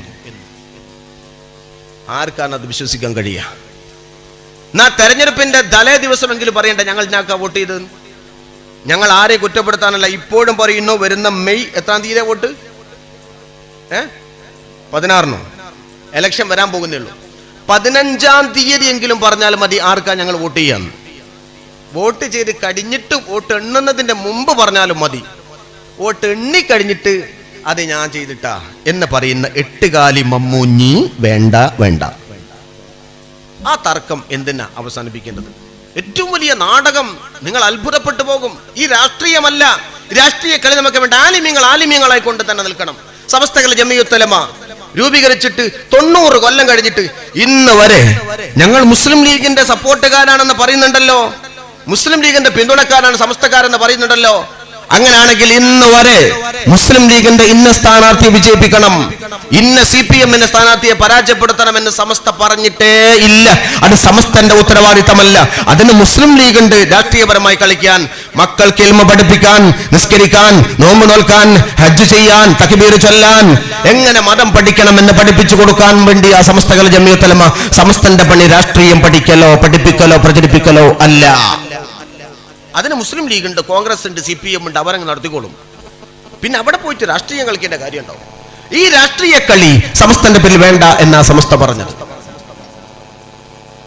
പാർലമെന്റ് തെരഞ്ഞെടുപ്പിൽ വിജയിച്ച സമയത്ത് കോഴിക്കോട് പാർലമെന്റ് വിജയിച്ചത് രാഘവനാണ്, MK രാഘവൻ. MK രാഘവൻ വിജയിച്ചു. അദ്ദേഹം കൗണ്ടറിന് പുറത്തിറങ്ങുന്ന സമയത്ത് കൗണ്ടിങ് കഴിഞ്ഞ് വിജയിച്ചു എന്ന് പ്രഖ്യാപിച്ചപ്പോഴേക്കും അദ്ദേഹത്തിന് ആൾക്കൂട്ടത്തിനിടയിൽ ഒരു കത്ത് രാഘവന് കൊടുത്തെങ്കിലും പൊട്ടിച്ച് വായിച്ചത് മൈനാജിയാണ്. മൈനാജി വായിച്ചു നോക്കണം, എന്താ? പ്രിയപ്പെട്ട രാഘവൻ MP-ക്ക്, പ്രിയപ്പെട്ട രാഘവൻ MP-ക്ക്, നിങ്ങൾ തെരഞ്ഞെടുപ്പിൽ വിജയിച്ചതിൽ അതിയായി സന്തോഷിക്കുന്നവരാണ് ഞാനും സുന്നത്ത് ജമാഅത്തിന്റെ ആയിരക്കണക്കിന് പ്രവർത്തകന്മാരും. അതുകൊണ്ട് നിങ്ങളുടെ വിജയത്തിന് വേണ്ടി അഹോരാത്രം പരിശ്രമിച്ചവരാണ് സുന്നത്ത് ജമാഅത്ത് പ്രവർത്തകന്മാരായ ഞങ്ങളൊക്കെ. അതുകൊണ്ട് കേരളത്തിലെ സുന്നികളെ പരിഗണിക്കണം എന്ന് നിങ്ങളോട് ഞങ്ങൾ അഭ്യർത്ഥിക്കുകയാണ്. നിങ്ങളുടെ വിജയം ഞങ്ങൾ കൂടി അവകാശപ്പെടുന്നു എന്ന് പറഞ്ഞുകൊണ്ട് കാന്തപുരം AP അബൂബക്കർ മുസ്ലിയാർ ഒപ്പ്. മർക്കദു സഖാവത്ത് സുന്നിയ ജനറൽ സെക്രട്ടറി എന്ന പേരും നല്ല വർണ്ണത്തിൽ നന്നായി ലെറ്റർ ഹെഡിൽ എഴുതിയതാ. ഈ കത്ത് കിട്ടിയപ്പോൾ മൈനാജി അത്ഭുതപ്പെട്ടു. ഇതൊരു കറാമത്താണല്ലോ. രാഘവൻ ജയിക്കുമെന്ന് മൂപ്പർക്ക് എങ്ങനെ അറിഞ്ഞത്? അപ്പോൾ തന്നെ മൈനാജിക്ക് ഒരു ഫോൺ വന്നു. ET മുഹമ്മദ് ബഷീറിനും അതേപോലൊരു കത്ത് പൊന്നാനിന് വിജയിച്ചപ്പോൾ. ET മുഹമ്മദ് ബഷീർ MP-ക്ക് വേറെ വ്യത്യാസമൊന്നുമില്ല, ബാക്കിയൊക്കെ രാഘവനുള്ള അതേ മാറ്ററാ. ഇത് കഴിഞ്ഞു. ഇങ്ങനെ നോക്കിയ സമയത്ത് മനസ്സിലായത് എന്താ അറിയോ? ഓരോ പാർലമെന്റ് സീറ്റിലും ഈ 2 കത്ത് എഴുതി വെച്ചിട്ടുണ്ട് വിദ്വാൻ. എന്നിട്ട് ഒപ്പിട്ട് അദ്ദേഹം അങ്ങ് പോയിട്ടുണ്ട്. വിജയിക്കുന്നത് ആരാണോ ആ വിജയിക്കുന്ന സ്ഥാനാർത്ഥി കൊണ്ടുപോയി കത്തുകൊടുക്കുക. എന്നിട്ട് രാഘവൻ MP-ക്ക്, വീരേന്ദ്രകുമാർ MP-ക്ക്, അങ്ങനെ പറഞ്ഞിട്ട് അവരുടെ വിജയത്തിൽ അങ്ങ് ആഘോഷിക്കുക. ഇത് തനി തട്ടിപ്പാണ്. ഇത് പിടിച്ച് മനസ്സിലാക്കാൻ സാധിച്ചത് ആ രൂപത്തിൽ തന്നെ ET മുഹമ്മദ് ബഷീർ സാഹിബ് മത്സരിച്ച ആ ഇലക്ഷനിൽ തിരിച്ചു മത്സരിച്ചവർക്കും കത്തുകൊടുക്കാൻ അതിൻ്റെ ബന്ധപ്പെട്ട രണ്ടത്താണി അടക്കമുള്ളവരെ അന്ന് പിന്തുണച്ചതായ രേഖ പുറത്തു വന്നപ്പോഴാണ് മനസ്സിലായത്. വിജയിച്ചത് ബഷീർ സാഹിബ് ആയതുകൊണ്ട് ബഷീർ സാഹിബിനെ പിന്തുണച്ചു. ഈ രൂപത്തിലുള്ള രാഷ്ട്രീയ തട്ടിപ്പിന് ഒരിക്കലും ഇരയാവേണ്ട കാര്യമില്ല. മുല്ലപ്പള്ളി രാമചന്ദ്രന് ഫോൺ ചെയ്തു. മുല്ലപ്പള്ളി രാമചന്ദ്രന് ഫോൺ ചെയ്തുകൊണ്ട് പറഞ്ഞത് എന്താ? ഞാൻ നിങ്ങൾക്ക് വേണ്ടി പരിശ്രമിക്കുന്നുണ്ട്. രാമചന്ദ്രൻ തിരിച്ചങ്ങോട്ട് പറയുന്നു, ഉസ്താദ് കുഴപ്പമില്ല, എനിക്ക് വേണ്ടി ആന്റണിയോടൊന്ന് പറയണേ. മന്ത്രിയാകുന്നില്ലേ? MP ആയതാ. മന്ത്രിയാകുന്നില്ലേ? ഉണ്ട്, മന്ത്രിയാകുന്നുണ്ട്, പരമാവധി ശ്രമിക്കുന്നുണ്ട്. ഉസ്താദ് ആന്റണിയോടൊന്ന് പറയണേ. ഞാൻ മാഡത്തോട് സംസാരിച്ചിട്ടുണ്ട്. ആരാ മാഡം എന്നറിയോ? സോണിയാഗാന്ധി. ഞാൻ മാഡത്തോട് സംസാരിച്ചിട്ടുണ്ട്. നിങ്ങൾ മന്ത്രിയാകും എന്ന കാര്യം എനിക്ക് ഉറപ്പ് തന്നിട്ടുണ്ട്. അതുകൊണ്ട് നിങ്ങൾ മന്ത്രിയാവുക തന്നെ ചെയ്യും എന്ന് പറഞ്ഞു. ശരി ഉസ്താദെ, ശരി ശരി ഉസ്താദെ, ശരി, നന്ദി, ഉണ്ടാവും, ഓക്കെ. മുല്ലപ്പള്ളി രാമചന്ദ്രൻ പറഞ്ഞു. ഇതൊക്കെ ടാപ്പ് ചെയ്തു, ഇതൊക്കെ റെക്കോർഡ് ചെയ്തു. എന്നിട്ട് മുല്ലപ്പള്ളി രാമചന്ദ്രൻ മന്ത്രിയായപ്പോൾ കുട്ടികൾ വാട്സപ്പ് വഴി, മൊബൈൽ വഴി എല്ലാ ഭാഗത്തേക്കും അതിന്റെ മെസ്സേജ് അയച്ചു കൊടുക്കുകയാണ്. മുല്ലപ്പള്ളി മന്ത്രിയാകുമെന്ന് ഉസ്താദ് നേരത്തെ പ്രവചിച്ചിരിക്കുന്നു. ഉസ്താദിന് അറിവുണ്ട്. ഉസ്താദ് പറഞ്ഞിട്ടാണ് മുല്ലപ്പള്ളി രാമചന്ദ്രൻ മന്ത്രിയായത് എന്ന്. ഈ തമാശ ബോധ്യായത് എപ്പോഴാണെന്നറിയോ? MI ഷാനവാസ് MP പറയാണ്. അതുപോലെ തന്നെ AP ഉസ്താദ് എനിക്കും ഫോൺ ചെയ്തിട്ടുണ്ട്. പക്ഷെ ഞാൻ മന്ത്രിയാവാത്തത് കൊണ്ട് എന്റെ റെക്കോർഡിംഗ് പുറത്തു വന്നില്ല. വരാൻ സാധ്യതയുള്ള മുഴുവൻ ആളുകളെ വിളിച്ചിട്ട് മൂപ്പര് പറയാം, ഞങ്ങൾ ആവട്ടോ, അതെന്റെ വക ആയിരിക്കും, ഞാൻ ശ്രമിച്ചിട്ടുണ്ട്. മുല്ലപ്പള്ളി ആയതുകൊണ്ട് അത് പുറത്തു വന്നു. MI ഷാനവാസ് ആവാത്തത് കൊണ്ട് ഷാനവാസിന്റെ പുറത്തു വന്നില്ല. ഷാനവാസിനെ ഇതുപോലെ തന്നെ വിളിച്ചിട്ടുണ്ട്. അപ്പൊ എന്താണ് ഇതിന്റെ നാടകം? അതൊക്കെ ആവാം. പക്ഷെ ഇത് റെക്കോർഡ് ചെയ്ത് പുറത്തുവിടുന്നത് പണ്ഡിതന്റെ യോജിച്ചതാണോ? ഞാൻ എന്റെ പ്രസംഗത്തെ അവസാനിപ്പിച്ചുകൊണ്ട് പറയുന്നത്, ബഹുമാനപ്പെട്ട സമസ്ത കേരള ജമിയത്തുൽ ഉലമ ഉഖ്റവിയായ ആലിമീങ്ങളാൽ സ്ഥാപിക്കപ്പെട്ട പ്രസ്ഥാനമാണ്. സമസ്തക്ക് വിരുദ്ധമായ ടീം രാഷ്ട്രീയപരമായി രൂപപ്പെട്ടു വന്നതാണ്. അവർക്ക് വിദ്വേഷം മറ്റൊരു പാർട്ടിയോടാണ്. അവർക്ക് താല്പര്യം രാഷ്ട്രീയപരമായ നേതൃത്വം പിടിച്ചെടുക്കലാണ്. അവിടെ ഉലമാക്കൾക്ക് ബന്ധമില്ല. അതുകൊണ്ട് സമസ്ത കേരള ജമിയത്തുൽ ഉലമ എന്ന ഉലമാഇന്റെ പ്രസ്ഥാനത്തെ മനസ്സിലാക്കി അതിന്റെ കൂടെ നിന്ന് ഉഖ്റവിയായ ആലിമീങ്ങളുടെ പാഠ സ്വീകരിച്ചുകൊണ്ട് സ്വർഗത്തിലേക്ക് അടുക്കാനുള്ള വഴികളെ സംബന്ധിച്ചുകൊണ്ട് ഓരോ പ്രവർത്തകനും ചിന്തിക്കണം. അല്ലാഹു തൗഫീഖ് നൽകുമാറാവട്ടെ. വആഖിറു ദഅവാന അനിൽ ഹംദുലില്ലാഹി റബ്ബിൽ ആലമീൻ. അസ്സലാമു അലൈക്കും വറഹ്മത്തുള്ളാഹി വബറകാതുഹു.